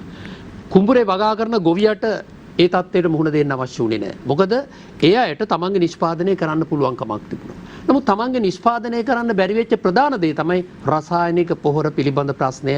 අද මහින්දානන්ද අලුත්ගමගේ මන්ත්‍රීතුමා අපේ ආසනයේ අක්පීමන්ට ඇවිල්ලා තල්ගස්සාය අසත්තාරාමේ පන්සලට ඇවිල්ලා කියනවා දැන් රසායනික පොහොර අපි ක්‍රියාත්මක කරන්න හැදුවා මේක නවත්තන්න නමුත් ඒකට ඉඩ දෙන්නේ නැහැ නිසා අපිට නැවත හිතන්න වෙනවා කියලා. මෙන්න මේ නැවත හිතන්න වෙන එක හිතන්න තිබුණ මීට අවුරුද්දකට එකහමාරකට ඉස්සෙල්ලා. මොකද අද තේ වලින් බලන්න වෙච්ච දේ මොනතරම් විනාශයක්ද? එදා අපි දන්නවා යහපාලන ආණ්ඩු කාලේ දැන් මෙතුමන්ලා කියවලා නොඑක් විදිහේ චෝදනා කරනවා අපට. මොකද අපේ යම් අඩුපාඩුකම් තිබුණා. අඩුපාඩුකම් තිබිච්ච නිසානේ අපි පෙරදුනේ. පාස්කු ප්‍රහාරය පිළිබඳ අපේ මිලාන් මන්ත්‍රීතුමා ප්‍රකාශ කරා. පාස්කු ප්‍රහාරය පිළිබඳව ඇයි මහමුලකාරයන් ඉදිරිපත් කළේ ඒකේ සත්‍ය නිවැරදි තොරතුරු මේ රටේ ක්‍රිස්තියානි ජනතාවට ඒකම කාදිනල්තුමාට මේකේ තොරතුරු ඉදිරිපත් කරන්න බැරි. ඒ ආණ්ඩුව මේ තරම් අසමත්. ඇයි අපි වැරද්දක් කරා නම් ඒ කරපු මිනිස්සු දඩු කඩේ ගහන්න ඕන මොන මිනිහ වුණත්. මම කියනවා පැහැර හැරලා තිබුණා මොන මිනිහ වුණත් මේ රටේ පාලකයා ඒ පුද්ගලයා යම් අතපසුවීමක් කරා නම් ජීවිතවලට වක් කියන්න ඕන. නමුත් තමුන්නාන්සෙල ඒවා හරියට අර පතෝල වැටකොළු වගේ ඔහේ යන්න අරනෝ ලිස්සල යන තත්යකට පත් කරලා තියෙනවා. ඊළඟට ප්‍රශ්නේ තමයි ඒක නිසා අපිට යම් දේවල් සිද්ධ වුණත් ආර්ථිකයේ මොනතරම් ආර්ථික සංවර්ධනය පිළිබඳව ගණන් හිලවම වුණත් අපි රජයේ සේවකින්ට රුපියල් 10000ක් දුන්නා. අපි බෙහෙත් වර්ග 48ක මිල අඩු කරා. අපි ගෑස් මිල අඩු කරා. තෙල් මිල අඩු කරා. රුපියල් 33කින් පෙට්‍රල් මිල අඩු කරා. පෙට්‍රල් ලීටර් 3ක් ගහනකොට රුපියල් 100ක් අත ඉතුරු වුණා. මතක තියාගන්න. ඒ සියලුම දේවල් කරලා තුන් වේල කොහොමුණත් අමාරුවක් නැතුව කෑවා. ගෑස් පෝලින් තිබුණේ නැහැ. හාල් කිලෝ එක රුපියල් 80ට 90ට තිබුණා. අද 160ට ගිහිල්ලා තිනවා. අද දෙගුණයක් වැඩි වෙලා තිබෙනවා. ගෑස් සිලින්ඩරේ තියාගෙන යන්න ඕනේ නැහැ පොලිමේ. මම දන්නවා මට ඊයේ හම්බුණා එක්තරා මුස්ලිම් සහෝදරයෙක්. එතුමා මාතර ගෑස් දෙන තැනකට ගියා රුපියල් 2000ක් ෆ්‍රීවිල් එක අරගෙන. ගිහිල්ලිවල 2800 ගෑස් සිලින්ඩරේ අරගෙන ඒ ගෑස් පොලිමේ හිටු මිනිහටත් සල්ලි දීලා ගෑස් සිලින්ඩරේ ගෙදෙට්ට එනකොට රුපියල් 6000. මොන තරම් අසාධාරණ මොන තරම් අපරාධයක්ද කියලා කියන්නකෝ මේ වගේ. මිනිස්සු කිරිපිටි පොලි. ඇයි? අද ආණ්ඩුවට තිබුණා මේ හැම දෙයක් දිහා බලනකොට අමාරුකම් තියෙන්න පුළුවන්. හැබැයි යම් දේවල් ওই දූෂණ වංචා නොඑක් දේවල් පාලනය කළා. අර මෙතුම කිව්වාගේ ජොකින් පාත් අරෝමේව හදනවට වඩා කිරිපිටි ටිකක් නැතුව පොලිමේ ඉඳගෙන උදේ පාන්දර 3ට 4ට පොලිමේ ඉඳන් කිරි පැකට් එක ගන්න මේ රටේ ඇති වුණා. මට ඒ වගේ තත්ත්වයක් ඇති වෙලා තිබුණා. විජයබලේට ආරච්චිමතුමනේ කියන්න ඔබතුමා. ඇත්ත ඔබතුමාලා කාලේ තෙල් මිල සහ ගෑස් මිල සම්බන්ධව සහනයක් දුන්නා. දැන් මේ සහනේ ලෝකයේ ඒ මොහොතේ පැවතිච්ච මිලට සාපේක්ෂව දැන් මහින්ද ජනාධිපතිතුමාගේ දුර කාලයේ අවසානයේ 2014 ඇමරිකන් ඩොලර් 1000කට ආසන්නයි මෙට්‍රික් ටොන් එකක් ගෑස්. ඔබතුමාලා කාලේ මේක 360ට අඩු වුණා. දැන් ඔක තෙල් බිලෙන් මේක මහ බැංකුවෙන් ඕනනම් චෙක් කරලා බලන්න. 2014 තෙල් අපනයන වියදම ඇමරිකන් ඩොලර් 4.5 බිලියන. මේක 2015 2.7යි 2016 දී 2.4යි. ලෝකෙ තෙල් මිල පිළිබඳව ලොකු ඒක හැම ආණ්ඩුවක් කාලෙම සංජීව මන්ත්‍රීතුමා ওই තත්ත්වයටපත් වෙනවා. අපේ ආණ්ඩු කාලෙත් ඒ වගේ ලෝකේ තෙල් මිලි ඉහළ පහළ යන ප්‍රශ්නයන් තිබෙනවා. අතලගේ ලෝක වෙළඳ පොලේ මේ විදිහට වෙනවා නම් මේ රටේ ආණ්ඩුව ඕනේ නැහැ කියලා. ඒකම ඒ ලෝක වෙළඳ පොලට ඕන හැටියට කටයුතු කරනවා මේ රටේ ආණ්ඩුව ඕනේ නැහැ කියලා තමුන්නාන්සලාගේ ආදීන් නැමැතිවරු තමයි දා ප්‍රකාශ කරේ. ඒ නිසා අපි තාමත් පැහැදිලිව කියනවා. මේ මොන ප්‍රශ්න තිබුණත් අපි තුන් වේල මිනිස්සුන්ට කන්න පුළුවන් පෝලිං වල ඉන්නේ නැතුව දරුවට කිරිපිටි ටික අරගෙන ඒ වගේ ඉතාමත් හොඳින් ජීවත් වෙන්න පුළුවන් පරිසරයක් නිර්මාණය කර. මතක තියා අපෙන් අඩුපාඩුකම් සිද්ධ වුණා. හැබැයි මේ තරම් අසාධාරණ විදියට මේ අවුරුදු 2යි මාස ගාණක් යනකොට මේ ආණ්ඩුවට කරන සාපේ බලන්න තමුන්නාන්සලා යන්නකෝ. කඩියක් ළඟට පොලිමක් ළඟට පෙට්‍රල් සෙඩ් එකක් ළඟට බස් එකේ එක්කෙනම් කඩසාප්පුවේ වත්තේ ෆැක්ටරියේ වැඩ කරන තැනට යන්නකෝ ආණ්ඩුවට කියන හැටි. ආණ්ඩුවට කතා කරන හැටි. මෙවැනි කෙද වාචකයකට මේ රටේ ඉතිහාසයේ කිසිම ආණ්ඩුවක් පත් වුණේ නැහැ. ඒකෙන්ම රටේ 69 ලක්ෂයක් 3/2 බලයක් එක්ක අමුතු මේ ඇලඩින්ගේ පුදුම පහන වගේ මිනිස්සු ගෙන්නලා මේ රටේ නොඑක් දේවල් කරන්න ඔබතුමන්ලා ගියා. නමුත් ඒ සියල්ල අසාර්ථක වෙලා අද ආණ්ඩුව ගෝඨාභය රාජපක්ෂ මහත්තයාගේ ඉඳලා ආණ්ඩුවේ සියලුම දෙනා අද අසමත් තත්යකට පත් වෙලා තියෙන එක අපි නෙමෙයි කියන්නේ 69 ලක්ෂයේ ජනතාවගෙන් ඡන්දෙ දීපු මිනිස්සු තමයි අතන මෙතන අද කතා කරන්නේ. ඒක ඉතාමත් පැහැදිලිව ප්‍රකාශ. හොඳයි ස්තුතියි. මිලන් මන්ත්‍රීතුමා දැන් විපක්ෂයේ චෝදනාව යම් තාක් දුරට සාධාරණයි. ඒක ජනතාවගේ පැත්තෙනුත් වෙනවා. ආණ්ඩුව පැත්තෙනුත් ඒක තියෙනවා. ආණ්ඩුව ඇතුළෙනුත් ඒ විවේචනය තිබෙනවා. ඒත් එක්කම ආණ්ඩුවක් විදිහට මේ ආණ්ඩුව පත් කරන්නට අපේ භාෂාවෙන් කියනවා නම් දරදිය ඇද්ද කණ්ඩායමුලිනුත් ඒ චෝදනාව එල්ල වෙනවා. මේ අපි හදන්න හදපු ආණ්ඩුව නෙවෙයි. දැන් මේ යන්නේ මේ ආණ්ඩුව වෙන පැත්තකට යන්නේ. සීමිත පිරිසකගේ උමනාවකට තමයි දැන් ආණ්ඩුවේ කටයුතු මෙහෙ වෙන්නේ කියන කාරණා. නෑ ප්‍රසන්න ඇත්තටම එහෙම කිසිම ප්‍රශ්නයක් අපේ ආණ්ඩුව තුළ නැහැ. නමුත් ආණ්ඩුව කියන එක තුළ අපි අපේ පක්ෂය විතරක් නෙවෙයි විවිධ පක්ෂ තියෙනවා. ඒ පක්ෂවල ඒ අය විවිධ අවස්ථාවන් වල විවිධ මත ඉදිරිපත් කරනවා. ඒක මේ සමස්ත අපේ රජයේ ප්‍රතිපත්තිමය වැඩපිළිවෙල නෙමෙයි. ඒ අයට හිතෙන වෙලාවට ගිහිලා සමහර ඇමතිවරු ගිහිලා ඒ ඇමතුමාගේ රාජකාරිය පැත්තකින් තියලා තව කෙනෙක්ගේ අඩුපාඩු හොයලා මාධ්‍යයට ගිහිලා මාධ්‍ය වීරයෝ වෙනවා. ඉතින් ඒක මේ කාල සීමාවේ අපි බහුලවම දකින කාරණාවක්. ඒක ගැන අපි තර්ක කරන්නේ නැහැ. නමුත් මට කියන්න මේ රටේ සමස්ත ජනතාව මේක පැහැදිලිව තේරුම් අරගන්න. මේ අපි දන්නවා මේ ආර්ථික අර්බුදයක් ලෝකේ පුරා තියෙනකොට ලෝකේ බඩු මිල වැඩි වුණා මුළු සමස්ත ලෝකෙම. මේක මේ ලංකාව තුල විතරක් නෙමෙයි. ඒකට සාපේක්ෂව අපේ රටේ බඩු මිල අපි පාලනය කරන්න ගියා නම් බඩු මිල පාලනය කිරීම තුළ මේ රටේ බඩු හිගයක් ඇති වෙනවා.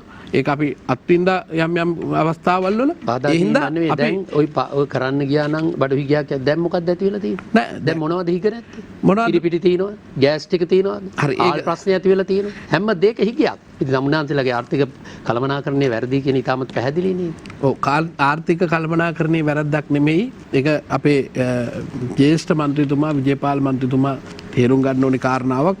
සමස්ත ලෝකේ මේ කොයිඩ් නිසා මේ අපේ ලංකාවේ වගේ කුඹුර ළඟ තියෙන ගොවියා ගිහින් කුඹුරට වගා ගිහිල්ලා වගා කරනවා වගේ නෙමෙයි. සමස්ත ලෝකේ ගත්තාම සමහර තැන්වල තියෙන හෙක්ටාර් ගණනාවක වගා බිම්. ඒ වගා බිම් වලට සමහර වෙලාවට යන්න ඕනි ගුවන් යානෙන්. ඒ අවස්ථාවන් මගහැරුණා. ඒ රටවල් වල ඒ වගාවන් කරන එක යම් යම් කාලපරාසවලදී විවිධ ආකාරයට නැවතුණා. ඒ එක නිෂ්පාදනයේ යම්කිසි අඩුවක් ඇති වුණ නිසා වෙළඳ පොලේ මේ භාණ්ඩවල මිල ඉහළ යාමක් සිද්ධ වුණා මේ කොරෝනා සංගතයත්. ඒක මම විතරක් නෙමෙයි එතන ඉන්න උගත් බුද්ධිමත් මෙතන ඉන්න ඔබ සියලු දෙනාම පිළිගන්න කාරණාවක්.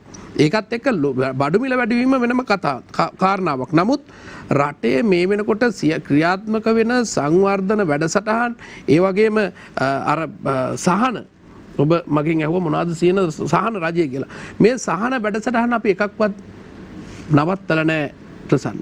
අපි සෞඛ්‍ය ආංශය පැත්තෙන් සියලු දෙනාට එන්නත් කරණය ලබා දීලා මේ සියල්ලම ක්‍රියාත්මක කළා වගේම අපි මේ සියලු දෙනාට බඩු මල්ල ලබා දුන්න ගෙදෙට්ටම ගිහිල්ලා මේ කාල සීමාව තුළදී ආහාර හිගයක් ඒ අයට ඇති නොවෙන්න රෝග අවස්ථාවන් වලදී. ඒ විතරක් නෙමෙයි අපි සමෘද්ධි සහනාධාරය ඒ වගේම රුපියල් 5000 ගානේ මේ සියලුම දෙනාගේ රැකියා අහිමි වෙච්ච වෙලාවේ ඔවුන්ට ඒ ප්‍රතිපාදන මේ රටේ ඔබ සියලු දෙනා දන්න ඔබට ගෙදෙට්ට ගෙනහලා ග්‍රාම නිලධාරිතුමා හරහා විවිධ ක්‍රමවේද වලින් අපි මේ ප්‍රදේශවල ලබා දුන්නා. ඒ විතරක් නෙමෙයි මේ කාල සීමාව තුළ දැන් අපි දැන් ඊළඟට ඉදිරි වසර 3ේදී අපි ඉදිරියේ එන අර්බුද ගැන දැකලා අපි මේ අයවැයෙන් අපි මුදල් ප්‍රතිපාදන වෙන් කළ වැඩපිළිවෙල ආරම්භ කරලා තියෙනවා. මේ වෙනකොට අපිට ලෝක ආහාර හිගයක ලකුණු මුළු ලෝකෙම ලංකාව විතරක් නෙමෙයි. දැන් මේ ගොඩක් අය කතා කරන ලංකාව තුල විතරයි. නමුත් ලෝක ආහාර හිගයකට මුහුණ දෙන විදිහේ වැඩපිළිවෙල අපි ලංකාවේ අපේ රටේ කොහොමද අපි ඒකට මුහුණ දෙන්නේ කියන එක පිළිබඳව අපි මේ වෙනකොට වැඩසටහන් හදලා පර්චේස් 20ට අඩු ගෙවත් තියෙන අයට ඒ ගෙවත්ත වගා කරන්න රුපියල් 5000ක මුදලක් රජයෙන් වෙන් කරනවා විතරක් නෙමෙයි ඒ වැඩසටහන ක්‍රමවත්ව ක්‍රියාත්මක කරන්න රාජ්‍ය නිලධාරී යාන්ත්‍රණය යොදලා වැඩපිළිවෙල ක්‍රියාත්මක කරනවා. වගේම 10000ක් දෙනවා අපි අක්කර පර්ත් 20ට වැඩි අක්කරයට අඩු පිරිසට ඒ අයගේ ආර්ථිකය සකස් කරගන්න ගෘහ ආර්ථිකය මේ තුලදී අපිට පුළුවන් ගෙදර යම්කිසි වගාවක් කරගෙන ආර්ථිකයට ලෑස්ති වෙන්න පුළුවන්කම තියෙන. ඒ වගේම තමයි මේ ආර්ථිකයේ කඩාවැටලයි කිව්වට බඩු මිල වැඩිවීම සහ අනිත් දේවල් අපිට පාලනය කරගන්න නොහැකි වුණත් මේ මොහොතේ අපි ඉදිරි මාස 3 කාල සීමාව තුළ දැන් මේ ගෑස් වල තියෙන වෙනම ප්‍රශ්නයක්. මේ පිළිබඳව ඇත්තටම මේ අපි විදුලිය කප්පාදුව සහ ගෑස් වල මේකේ වෙන අතපෙවීමක් තියෙනවා ප්‍රසන්න. ඒ පිළිබඳව මේ වෙනකොට බුද්ධි අංශ ඇතුළු සියලු කාරණා සීරුවෙන් ඉන්නවා. මේ වෙනකොට ඒවා ගැන හොයලා බලනවා මේ කඩාකප්පල් ක්‍රියාවන් කරන්නේ කවුද කියලා. ඒ වගේම තමයි ගෑස් වල ප්‍රශ්නේ මේ රටේ ජනතාවගේ ආරක්ෂාව වෙනුවෙන් ඒ සම්බන්ධව අද වෙනකොට මෙතුවක්කල් තිබ්බේ නැති ගැසට් පත්‍රයක් අද මේ රජයෙන් ඉදිරිපත් කළා සංයුතිය. ඒ වගේම මේ වගේ ප්‍රමිතිය පිළිබඳව දැන් තමයි ගැසට් පත්‍රය දැම්මේ. අද දවසේ මෙච්චර කාලයක් තිබ්බේ නැහැ. දැන් මෙතුමලගේ කාලෙත් තිබ්බ අද ගෑස් ගැන මෙතන වැල්ල කතා කරාට මෙතුමලගේ කාලෙවත් මේ සම්බන්ධ වැඩපිළිවෙලක් තිබ්බේ නැහැ. දැන් ඔබතුමාලා එහෙම කියනවා. හැබැයි ඒ කාලේ ඔහොම ප්‍රශ්නයක් ආවේ නෑනේ. ප්‍රශ්නයක් ප්‍රමිති ගැන කතා කරන අද ගැසට් ගහන්න ඕනේ නැහැ. නමුත් පහුගිය කාලේ මේ අවුරුදු ගාණක් ගෑස් තිබුණ ඔය වගේ සිද්ධ වුණාද මේ රටේ? අර ගීත කුමාරසු මැතිණියගේ ඔබතුමා දිස්ත්‍රික්කයේමත් උනානේ. මෙහෙමයි ඔබතුමා නොදන්නවා උනාට ඔබතුමා වාර්තා අරගෙන බලන්න. පහුගිය කාල සීමාව තුලදී ඔබතුමා කියන එක හොඳයි. මේ පිළිබඳ ප්‍රමිතියක් දීලා ඕන ඉස්සරහට එන හැම දෙයකටම ඔහොම කරන්නේ මම හොඳයි. මම කියන්නේ ওই පහුගිය අවුරුදු ගානෙම ඔය වගේ සිද්ධියක් ඇත්තට මේ පහුගිය අවුරුදු ගානේ උනේ නෑ කියන එක තමයි අපි කියන්නේ. එහෙම ප්‍රමිතියක් තිබ්බනම් ආණ්ඩුවේ කුමන්ත්‍රණයක්ද කියලා. ඒ කියන්නේ තමුන්නාන්සේලාගේ ආණ්ඩුවට අපේ ආණ්ඩුවේ නෙමෙයි මේක කුමන්ත්‍රණය කොහෙද කියන එක තමයි දැන් අපි හොයා බලමින් ඉන්නේ. ඒකම මේ ක්‍රමවේද තිබ්බනම් දැන් මේ ක්‍රමවේද මීට කලින් යාපාලන ආණ්ඩුව කාලේ මේ ක්‍රමවේදය හදලා තිබ්බනම් ජනාධිපතිතුමා කිව්වා විදුලිය කප්පාදු වෙන්නේ නැහැ කිව්වා. මෙන්න එදාම යන විදුලිය ප්‍රශ්නයක්.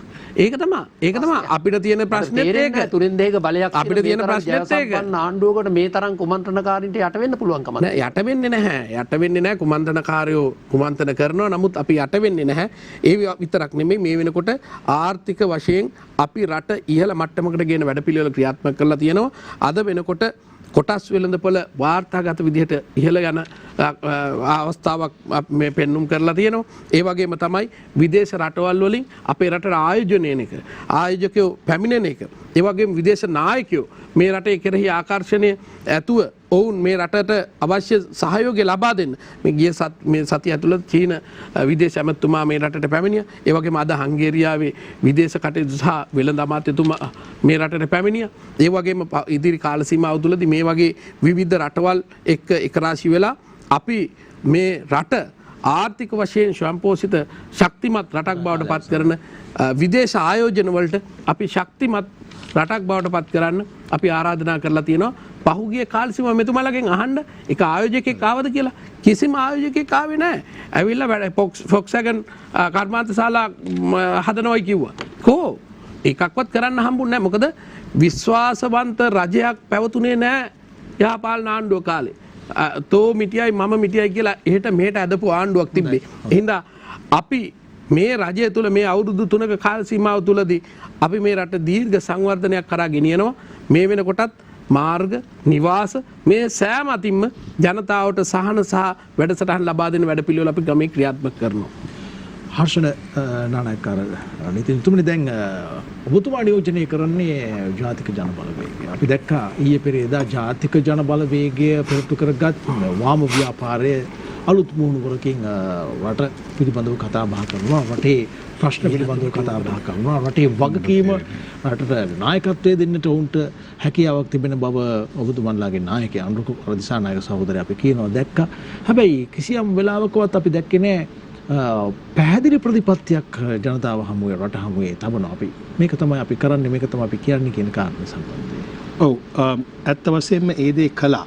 මා හිතන්නේ 2015 අවස්ථාවදී කරා ඒ ජනතා විමුක්ති පෙරමුණ වශයෙන් 2019 දී පිටු 84 යුත් ප්‍රතිපත්ති ප්‍රකාශයක් ඔහු ජනාධිපති අපේක්ෂකයා වශයෙන් ඉදිරිපත් කළා.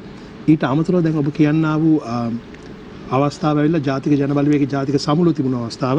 ඒ අවස්ථාවේදී අපි අර්බුදය ජය ගැනීමට කඩනම් ප්‍රවේශයක් කියලා ඊටම කෙටියෙන් සාරාංශ කරලා පිටු 24ක ප්‍රතිපත්ති ප්‍රකාශයක් ඉදිරිපත් කළ දෙනවා භාෂා තුනෙන්ම. ඒක අපේ www.npp.lk කියන වෙබ් අඩවියේ තිබෙනවා. ඔව් අපි මූලිකවම අත් වශයෙන්ම මහත්මයා දැන් මේ සාකච්ඡාව තුළ අපි දැක්කේ මොකද්ද? යහපාලන කාලේ වෙච්ච වැරදි කියනවා. ඒගොල්ලෝ පොහුට්ටු වෙච්ච කාලේ වැරදි කියනවා. නමුත් අපි පක්ෂ වශයෙන් බෙදාවෙන් වෙලා විවේචනය කරමින් ඉඳීමෙන්ම රටේ ජනතාවගේ ප්‍රශ්න විසඳෙන්නේ නැහැ. මා මුලින්ම කියපු ආකාරයට මා කරුණු අර පොදු ජන පෙරමුණේ මන්ත්‍රීවරු දෙදෙනාගේ මතුචකාරයට උත්තර දීලා මම අපේ පිළිවෙල පැහැදිලි කරන්නම්. එකක් තමයි අපේ මන්ත්‍රීතුමා කිව්වා මේ උද්දමනය කියන එක ඩෙන්මාර්කේ ප්‍රංශේ තියෙනවා.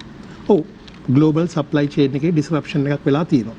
ඒ නිසා යම් මිල වැඩිවීම වෙලා තිබෙනවා. ඒක මම නැහැ කියන්නේ. නමුත් අපේ රටේ උද්දමනය වැඩි වෙන්නේ ඕක හරහාම නෙමෙයි. අපේ රටේ ඕක වැඩි වෙන්නේ මුදල් අච්චු ගැහිම හරහා. අජිත් ප්‍රේමවත් කබ්‍රාල් මහත්මයා මොඩර්න් මොනිටරි තියරි එකේ යම් කොටසක් වරද්දගෙන ගත්තා. මොකද මොඩර්න් මොනිටරි තියරි එකේ තියෙන්නේ ණය කියන ඒවා පොත්වල තියෙන නිසා එසේ මුදල් අච්චුකසායක ආර්ථික එකතු වල එක ආයෝජනය වුණොත් ඒ හරහා රටක් සංවර්ධනය වෙන්න පුළුවන් කියලා. නමුත් ඒකේ තියෙන වැදගත්ම දේ තමයි මොඩර්න් මොනිටරි තියරි අනුව ඒ ඒක දුර්මතයක් විදිහට සමාජගත වේ. උද්දමනය ওই වර්ගීකරණයන් අතරේ අපි ප්‍රධාන සුලභම වර්ගීකරණයන්නේ ඉල්ලුම විසින් අදින උද්දමනයක් තියෙනවා පිරිවැය විසින් තල්ලු කර මේ මොහොතේ ලෝකේ තියෙන්නේ පිරිවැය පිළිබඳ අවුලක් නැත්තම් මේ මුදල් ඉතින් අච්චු ගැහිම මුදල් අච්චු ගැහිම නිසා වෙන හිතකම තමයි කියන්නේ හදි. ඒක තමයි කියන්නේ. ඒක මුදල් අච්චු ගැසීම හැම විටම උද්දමනයේ සම්බන්ධ යම් තීරණාත්මක බලපෑමක් කරන බව ඇත්ත. නමුත් මේ මොහොතේ මේ රටත් අපේ කලාපයත් ලෝකයත් මුහුණ දෙන්නේ නිෂ්පාදන පිරිවැය නිෂ්පාදන කඩාවැටීම ප්‍රවාහන වියදම් වගේ වෙන අවුලක් තියෙන මේක ඇතුළේ දැන්. හරි. දැන් ඔබතුමා කියපේට මම උත්තර දෙන්න.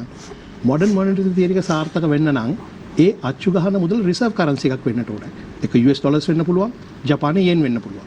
රිසර්ව් කරන්සි එකෙන් ගහුවොත් තමයි ඉන්ෆ්ලේෂන් එකෙන් නැත්තේ. මොකද ඒක ලෝකයේ තියෙන රිසර්ව් කරන්සි. මම කිව්වේ ඒක බලපෑමක් නැහැ කියන එක නෙවෙයි. බලපෑමක් තිබෙනවා ඒක. මේ මොහොතේ උද්දමනයේ ඇත්ත తত্ত্বය ඕක නෙවෙයි කියලා මම තර්ක කරා. අපේ රටේ ආහාරවල මිල වැඩි වෙන්න මූලික හේතුව මම කලින් කිව්වා වගේ මිනිස්සු තේදලු කැඩුවා. මිනිස්සු කුඹරට ගියා. මිනිස්සු මාළු ඇල්ලුවා. ඒව කළා. නමුත් අපේ ආණ්ඩුවට යාන්ත්‍රණයක් තිබුණ නැහැ. ඒ කොරෝනා කාලය තුල මේ ප්‍රොඩියුස් එක නිසලස බෙදා හරින්න. මේක කලවනාකාරත්වයේ දුර්ලක්ෂණය මම සලකන්නේ. ඒකට උත්තර දෙන්න ගමන්ම තව එකකට යන්නට ඕනේ. මම මගේ විස්තරය කියන්න කලින් දැනට අපේ රටේ අර්බුදය මොකද්ද? අර්බුදය දැන් විදේශ සංසිඳ නැහැ. ඩොලර් එන්නේ නැහැ. මේ කොරෝනා නිසා වුණා කියන හරි ටුවරිසම් සෙක්ටර් එක ඉෆෙක්ට් වුණා මම නැහැ කියන්නේ නැහැ ඒකට. නමුත් මේ අවුරුද්දේ බිලියන 5.8ක් විදේශ රැකියා වල නියතන කට්ටිය වුණා. මේක අඩු වෙන්න මූලික හේතුව උනේ මේ රජය විසින් ඊටම ආටිෆිෂල් ලෙස කෘත්‍රිම ලෙස විකෘති මිලක් පවත්වන ඩොලරේට රුපියල් 203ක් වගේ. නමුත් අපි දන්නවා මේ බ්ලැක් මාකට් එකේ 240යි උන්ඩියල් ක්‍රමයට මිනිස්සු යවනවා. ඒ කියන්නේ රටට එන ආදායම් අඩු වෙලා තියෙන්නේ මේ විකෘතිතාවයම නිසා. දෙවනි කාරණාව ආයෝජකයන් ගැන කතා කරා. ආයෝජකයෝ එන්න නම් ඔවුන්ට දැනගන්නට තියෙන්නට ඕන ඇමතිවරු පස්සේ නොගිහින් මන්ත්‍රීවරු පස්සේ නොගිහින් දූෂිත දේශපාලන සංස්කෘතියෙන් තොර උන්ට ආයෝජනයක් කරන්න පුළුවන් කියලා. දැන් හම්බන්තොට හැදුවා. ආයෝජන ආවේ නැහැ. පෝට් සිටිය හැදුවා.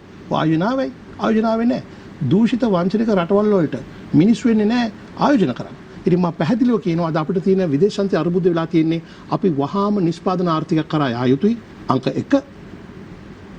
ඒ කියන්නේ ණයට කන ආර්ථිකයක් වෙනුවට නිෂ්පාදන ආර්ථිකයකට අපි ආ යුතුයි. ඒක අංක 1. අංක 2 අපි වහාම ක්‍රියාත්මක වන පරිදි අපේ සියලුම ණය නැවත සමාලෝචනය කර යුතු වෙනවා. මේක හොඳ ෆොරෙන්සික් ඔඩිට් එකක් කරන්නට අවශ්‍ය වෙනවා. කළා මේ ණය ප්‍රමාණය මොකක්ද? ඒව නැවත ප්‍රතිව්‍යුහගත කරන්න දැනටමත් ටිකක් පරක්කු වැඩි. නමුත් ඒකට යන්න වෙනවා. එහෙම ගියේ නැත්තම් වෙන්නේ අපේ රට සම්පූර්ණයෙන් බංකොලොත් භාවයකට යamak. මට තියෙන ගැටලුව කොරෝනා නෙමෙයි. මට තියෙන ප්‍රශ්නය වෙන දෙයක් නෙමෙයි. මේවා පෙනිපෙනිත් මේ ආණ්ඩුවේ ප්‍රතිපත්ති. දැන් අපි මේ සුළු පක්ෂයක් වශයෙන් ගිය පාර 3% ගත්ත පොඩි පක්ෂයක් අපි ඉවර කරන්න. කාලෙම. අපි ඒත් උත්සාහ කරනවා මේ රටේ ප්‍රශ්නට උත්තර දී ගන්න. අපි කැමති අහන්න පුළුවන් නම් පැහැදිලි කරන්න ආණ්ඩුවේ ප්‍රතිපත්ති මොකක්ද කියන එක. මේ ප්‍රශ්නේ විසඳන්න. හොඳයි අපි ඊළඟ වටේදී බලාපොරොත්තු වෙන්නේ ආණ්ඩුවේ ප්‍රතිපත්තිය පිළිබඳව. එතනට ෂූට් එකක් කමක් නැද්ද? දැන් මේ ඔබතුමාලාගේ දේශපාලන විග්‍රහයේ තියෙන අවුල තමයි සහෝදරයා ප්‍රශ්නේ කියනවා. හැබැයි ඒකට අවශ්‍ය සාධාරණ බර තියන්නේ නැහැ. දැන් උදාහරණයකට මේ රටේ 948 ඉඳලා හැම ආණ්ඩුවක්ම වග කියන්න ඕන මේ රටේ ඩොලර් සංචිතය පිළිබඳ අවුලක් තියෙනවා. ඩොලර් සංචිතයේ අවුල අපි සාපේක්ෂව විග්‍රහ කරගත්තොත් වෙළඳ ශේෂය අවුලක් නෙමෙයි තියෙන්නේ. අපි පිටින් බඩු ගේන්න වියදම් කරන ඩොලර් ප්‍රමාණයයි පිටට බඩු විකුණලා උපයන ඩොලර් ප්‍රමාණය අතර ගැප් එක ඇමරිකන් ඩොලර් බිලියන 10ක්. ඉතින් මේක සංචාර කර්මාන්තයේ 0 ආසන්න තැනකට වැටුණා. ඉතින් ඒක සුළු බලපෑමක් නෙමෙයි. ඇමරිකන් ඩොලර් බිලියන 4.5 වැඩි කිරීම දෙක අවුරුදු දෙකක්. ඇමරිකන් ඩොලර් බිලියන 9ක අහිමිවීමක්. ඉතින් මේ ඩොලර් සංචිතයට වෙච්ච බලපෑම සංචාර කර ඔබ කියවන්න ලෝක බැංකු වාර්තාවක් මම කියෙව්වා. ඒකේ ආයෝජන ගැන ඔබතුමා කියපු පැහැදිලි කිරීම නෙවෙයි ඇත්ත. ආයෝජන ගැන තියපු ඒ හෙඩින් එකේ සිංහල අර්ථය ආයෝජන නැමැති ශේෂ්ත්‍රයේ වියලී ගොසින්ය කියලා තිබුණේ. මේක මේ ලෝක අවුලක්.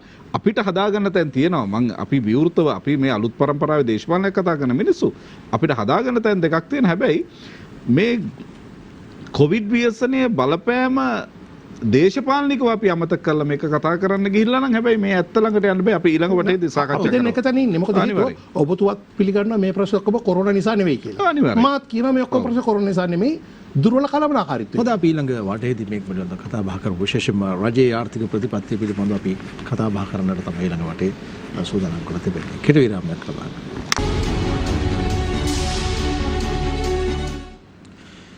අපි සුලිය කාලීන දේශපාලන සංවාදත් සමග සිටින්නේ. විරාමයට කලින් අපි කතා බහ කරමින් සිටියේ වර්තමානයේ පවතිනා වූ ආර්ථික තත්ත්වය පිළිබඳව අපි එය මේ වටේට රැගෙන එන්නට පොරොන්දු වුණා.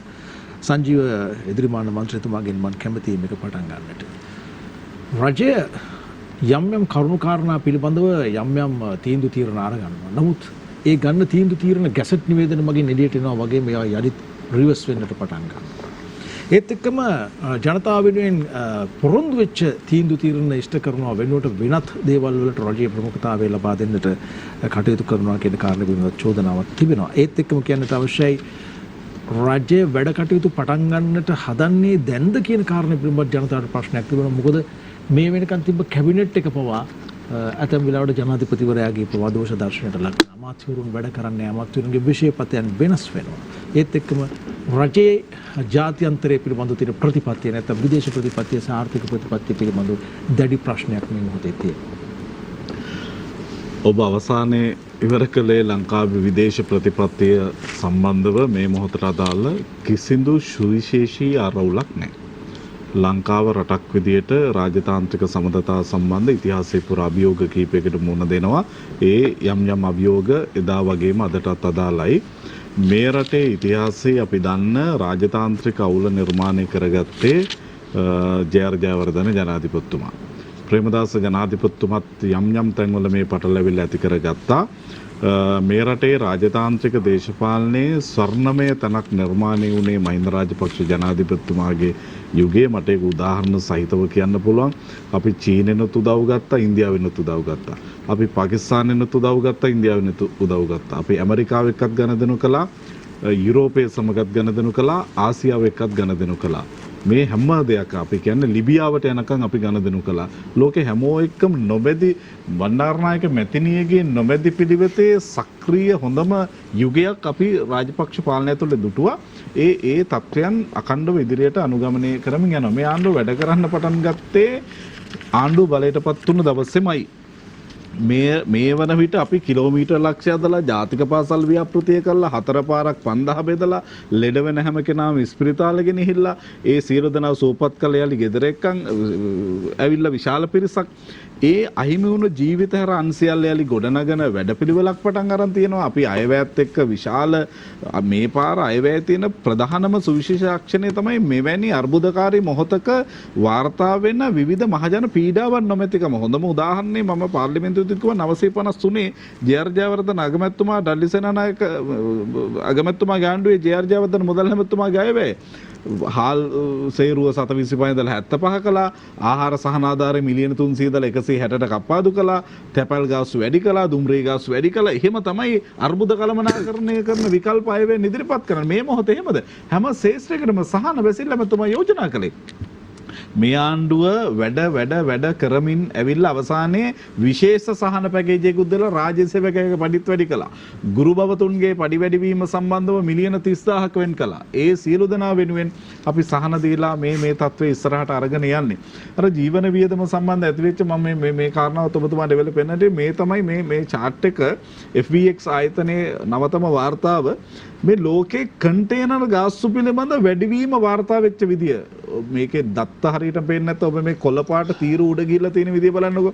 ඒ උඩ යාම ප්‍රතිශතයක් විදිහට අපි 100ට ගණන් ඉහළ යාම සාමාන්‍ය 50යි 60යි 75යි එහෙම නෙමෙයි 750කින් මේ කන්ටේනර් ගාස්තු වල වැඩිවීම 750කින්.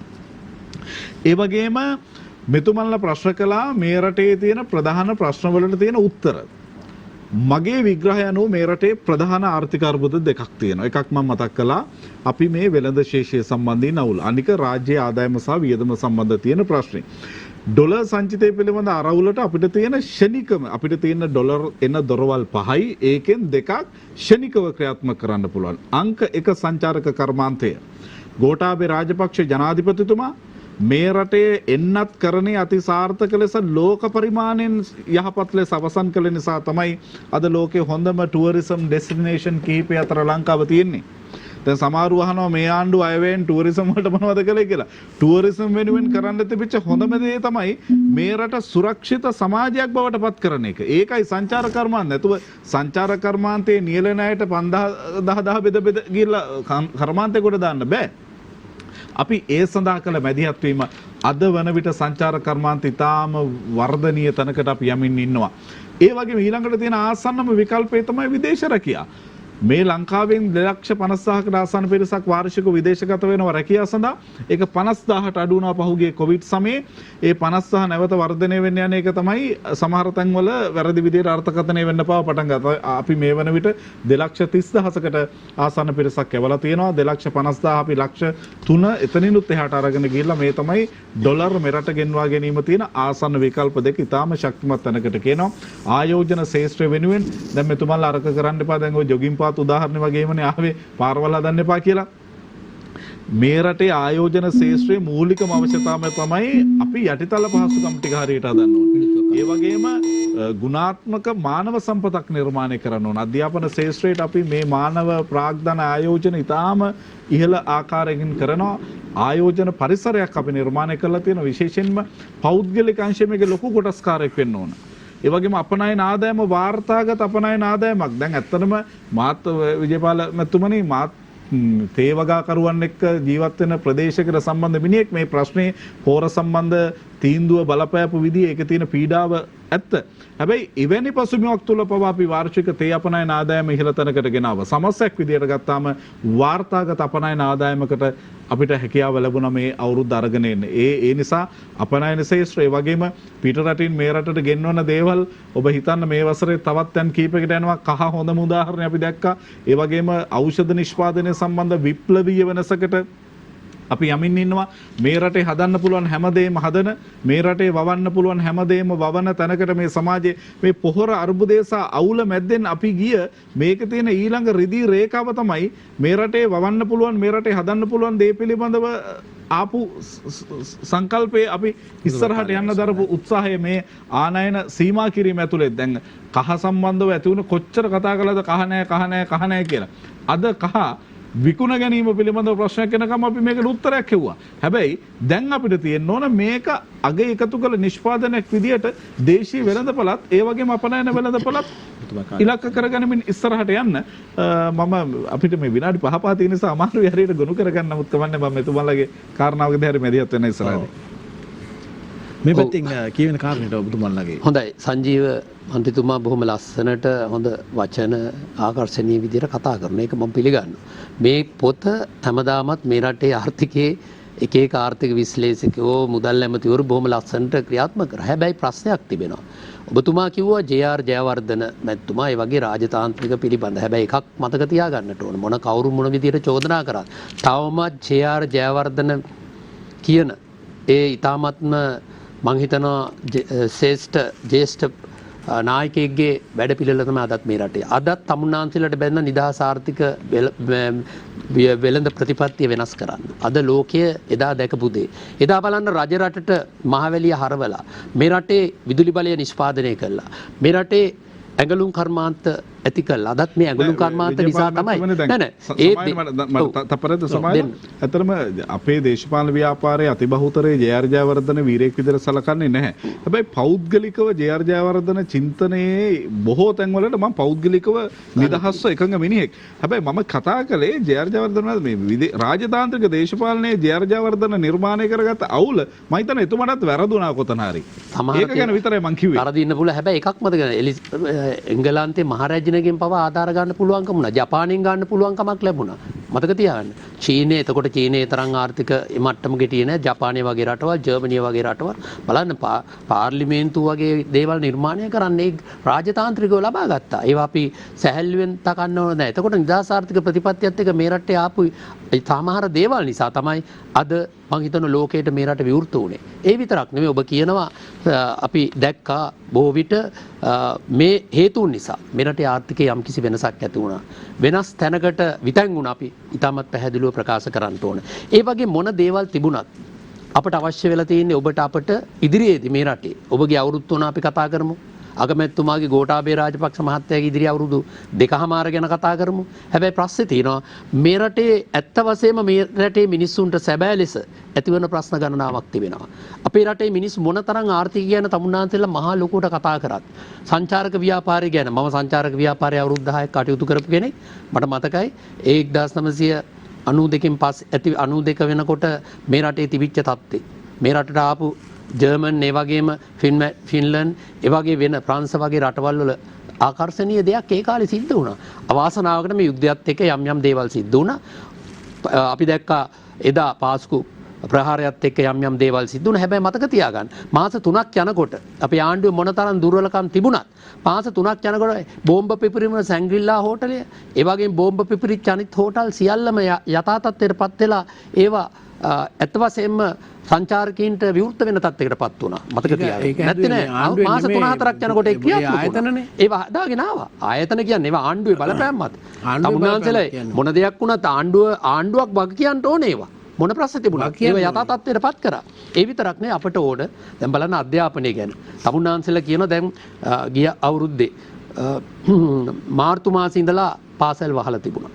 අවුරුද්දකට පළවෙනි පන්තියේ ළමයා දෙවෙනි පන්තියට නිකම්ම දෙකේ පන්තියේ ළමයා තුනේ පන්තියට නිකම්ම තුනේ පන්තිය හතරට මේ විදිහට පන්තියක් අවුරුද්දක දරුවන්ගේ අධ්‍යාපනය සම්පූර්ණයෙන් කඩාකප්පවල මට කියන්න අධ්‍යාපන ප්‍රතිපත්තිය මොකද්ද මේ දරුවන්ගේ නැති වෙලා ගිහපු අධ්‍යාපනයේට ඔන්ලයින් අධ්‍යාපනය තුල අපේ ආණ්ඩුවක් තිබුණා අපි කරන දේ අපි දන්නවා අපි නිකන් ගුරුවරුන්ට කාලකන්ණි කියන්නේ නැතුව ගුරුවරුන්ට චෝදනා කරන්නේ නැතුව ගුරුවරුන් මර්ධනය කරන්නේ නැතුව හිරාඩස්සියට ගන්න නැතුව එයාට තව අතිකාල දීමනාවක් දීලා තව දීමනාවක් දීලා ඔන්ලයින් කරන්න තියෙන කොවිඩ් එකේ නමුත් තමුන්නාන්සලා ඒක පැහැර ඇදියා තමුන්නාන්සලා කරේ මොකද්ද ඉස්සරහ දේ කොට්ටේ මාරු කරන්න වගේ ජීඑල්පී රිසැමතිවරය අයින් කළා ඒකට දිනේෂ් ගුණවර්ධන ඇමතිතුමා දැම්මා ඒකෙන් මොකද්ද ඇති වෙච්ච දේ අද වෙනකම් මේ වෙනකොට මෙතුමල්ල කියන දැන් අධ්‍යාපනයේ ජාතික පාසල් 1000ක් කරයි කියලා. ජාතික පාසල් 1000ක් නම් කරාට බෝඩ් ලෑල්ල හැදුවට බෝඩ් ලෑල්ලට රුපියල් ලක්ෂ 10ක් දුන්නට වැඩක් නැහැ. ඒවයි මානව සම්පත්, ඒවයි භෞතික සම්පත් අපි බිලියන 62ක් ළඟම පාසල හොඳම පාසල ඇති කරලා තිබුණා. වැසිකිළියක් හදන්න මේ ආණ්ඩුවට තිබුණේ නැහැ පහුගිය කාලේ. මොකද ලයිට් බිල් වල මුදල් ඉතුරුණා. වතුර බිල් වල මුදල් ඉතුරුණා. වෙනත් දේවල් හුණුවාලේප කරන අවුරුදු එකමාර. ඒ මුදල් කොහාටද ගියේ? අඩු ගානේ මේ දරුවන්ට මේ අවුරුද්ද පටන් ගන්නකොට පාසල් නිල ඇඳුම් දෙකක් දෙනවයි කියපු. සෞභාග්‍ය දැක්මේ තිබුණේ පාසල් නිල ඇඳුම් දෙකක් දෙනවයි කිව්වා. හැබැයි එක ඇඳුමක්වත් මේ ජනවාරි මාසේ වෙනකොට දරුවා පාසලට යවනකොට මේ ආණ්ඩුවට පුළුවන් කමක් තිබුණේ නැහැ. ඉතින් මේ තරම් අපි නිල ඇඳුම් ටික දුන්නේ. අපි පොත්පත් ටික දුන්නේ. අපි මහ පොළ ශිෂ්‍යත්වය ලබා දුන්නේ. අපේ ආණ්ඩුවල. මතක තියාගන්න. හැබැයි මේ ආණ්ඩුවට එහෙම වැඩපිළිවෙලක් ඉතුරු නැහැ. ඒ නිසා අපි කියනවා ආණ්ඩුවට අපි කියනවා කරුණා කළා මේ දරුවන්ගේ නැති වෙච්ච අධ්‍යාපනය වෙනුවෙන් යමක් කරන්න. ඒකට වැඩපිළිවෙලක් කරන්න. ඒකටවත් හරි සැලසුමක් හදාගන්න මේ ආණ්ඩුවට බැරි වුණා මේ කොවිඩ් කාලේ තිබුණා ඉස්කෝලේ පටන් ගන්නකොට මොනවද කරන්න කියලා. එහෙම දෙයක් නැහැ. ඒ නිසා අඬා දොඩා විවේචනය කර චෝදනා කර හිටියේ. මට කාලේ තියෙනවා තව. මුතල මිනිත්තුවක් දෙන්න. ඒ නිසා අපි ඊටමත් පැහැදිලිව කියනවා. සෞඛ්‍යංශත් එහෙමයි. මම ඊටමත් පැහැදිලිව කියනවා. සෞඛ්‍ය ශාස්ත්‍රය තුලත් අඩුපාඩුකම් ගොඩක් තිබෙනවා. හෙට අනිද්ද වෙනකොට බෙහෙත් ටිකක් එනවා කියනකොට ආණ්ඩුව hina වෙලා වැඩක් නැහැ. රවි කුමුදේස් දඬු කඳේ ගහන්න කටයුතු කරලා වැඩක් නැහැ. ඒකට අවශ්‍ය පිළියම් කරන්න අවශ්‍ය වැඩපිළිවෙලක් ක්‍රියාත්මක කරන්න ඕන. ඒකම තේ ගැන දැන් ඔබතුමාත් සංජීව මන්ත්‍රීතුමාත් මමත් ඉන්නේ තේලේ. දැන් බලන්න සාධාරණද කියලා පොහොර මිටිය රුපියල් 1300ට ඊට පස්සේ 1500ට තිබිච්ච එක 8000ට යනකොට තේ ගොවිය නිෂ්පාදනය කරන්නේ කොහොමද? මට කියන්න. තේ ගොවිය නිෂ්පාදනය කරන්නේ කොහොමද? ඒකෙන් ලැබෙන ආර්ථික ප්‍රතිලාභය මොකක්ද? ඒ විතරක් මේ පොහොර දාන්නේ නැතුව අද නටු ටික අද තේ නිෂ්පාදනය වෙනකොට ඒකේ ක්වොලිටි එක ගිහිල්ලා තියෙනවා. ඒ නිසා අද තේවල ක්වොලිටි එක බාල වෙලා තිබෙනවා. ඒ නිසා තේවල තිබෙන මිල ගණන් සම්පූර්ණයෙන් නැති වෙනවා. ඒ නිසා මේ නිසා අපි ඊටමත් පැහැදිලිව කියන්නේ ආණ්ඩුවට දැන්වත් පමා වෙලා හරි ක්‍රමයක් හදාගන්න.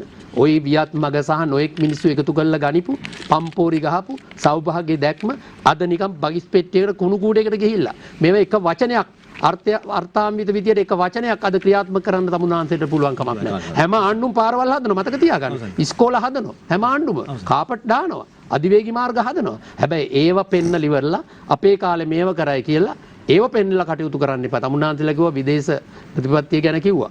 මහින්ද රාජපක්ෂ මහත්තයා 2015 වෙනකොට විදුලි පුටුවේ තියන්න හිටියේ. මත්ස්‍ය තහනම ඇති කරලා තිබුණා.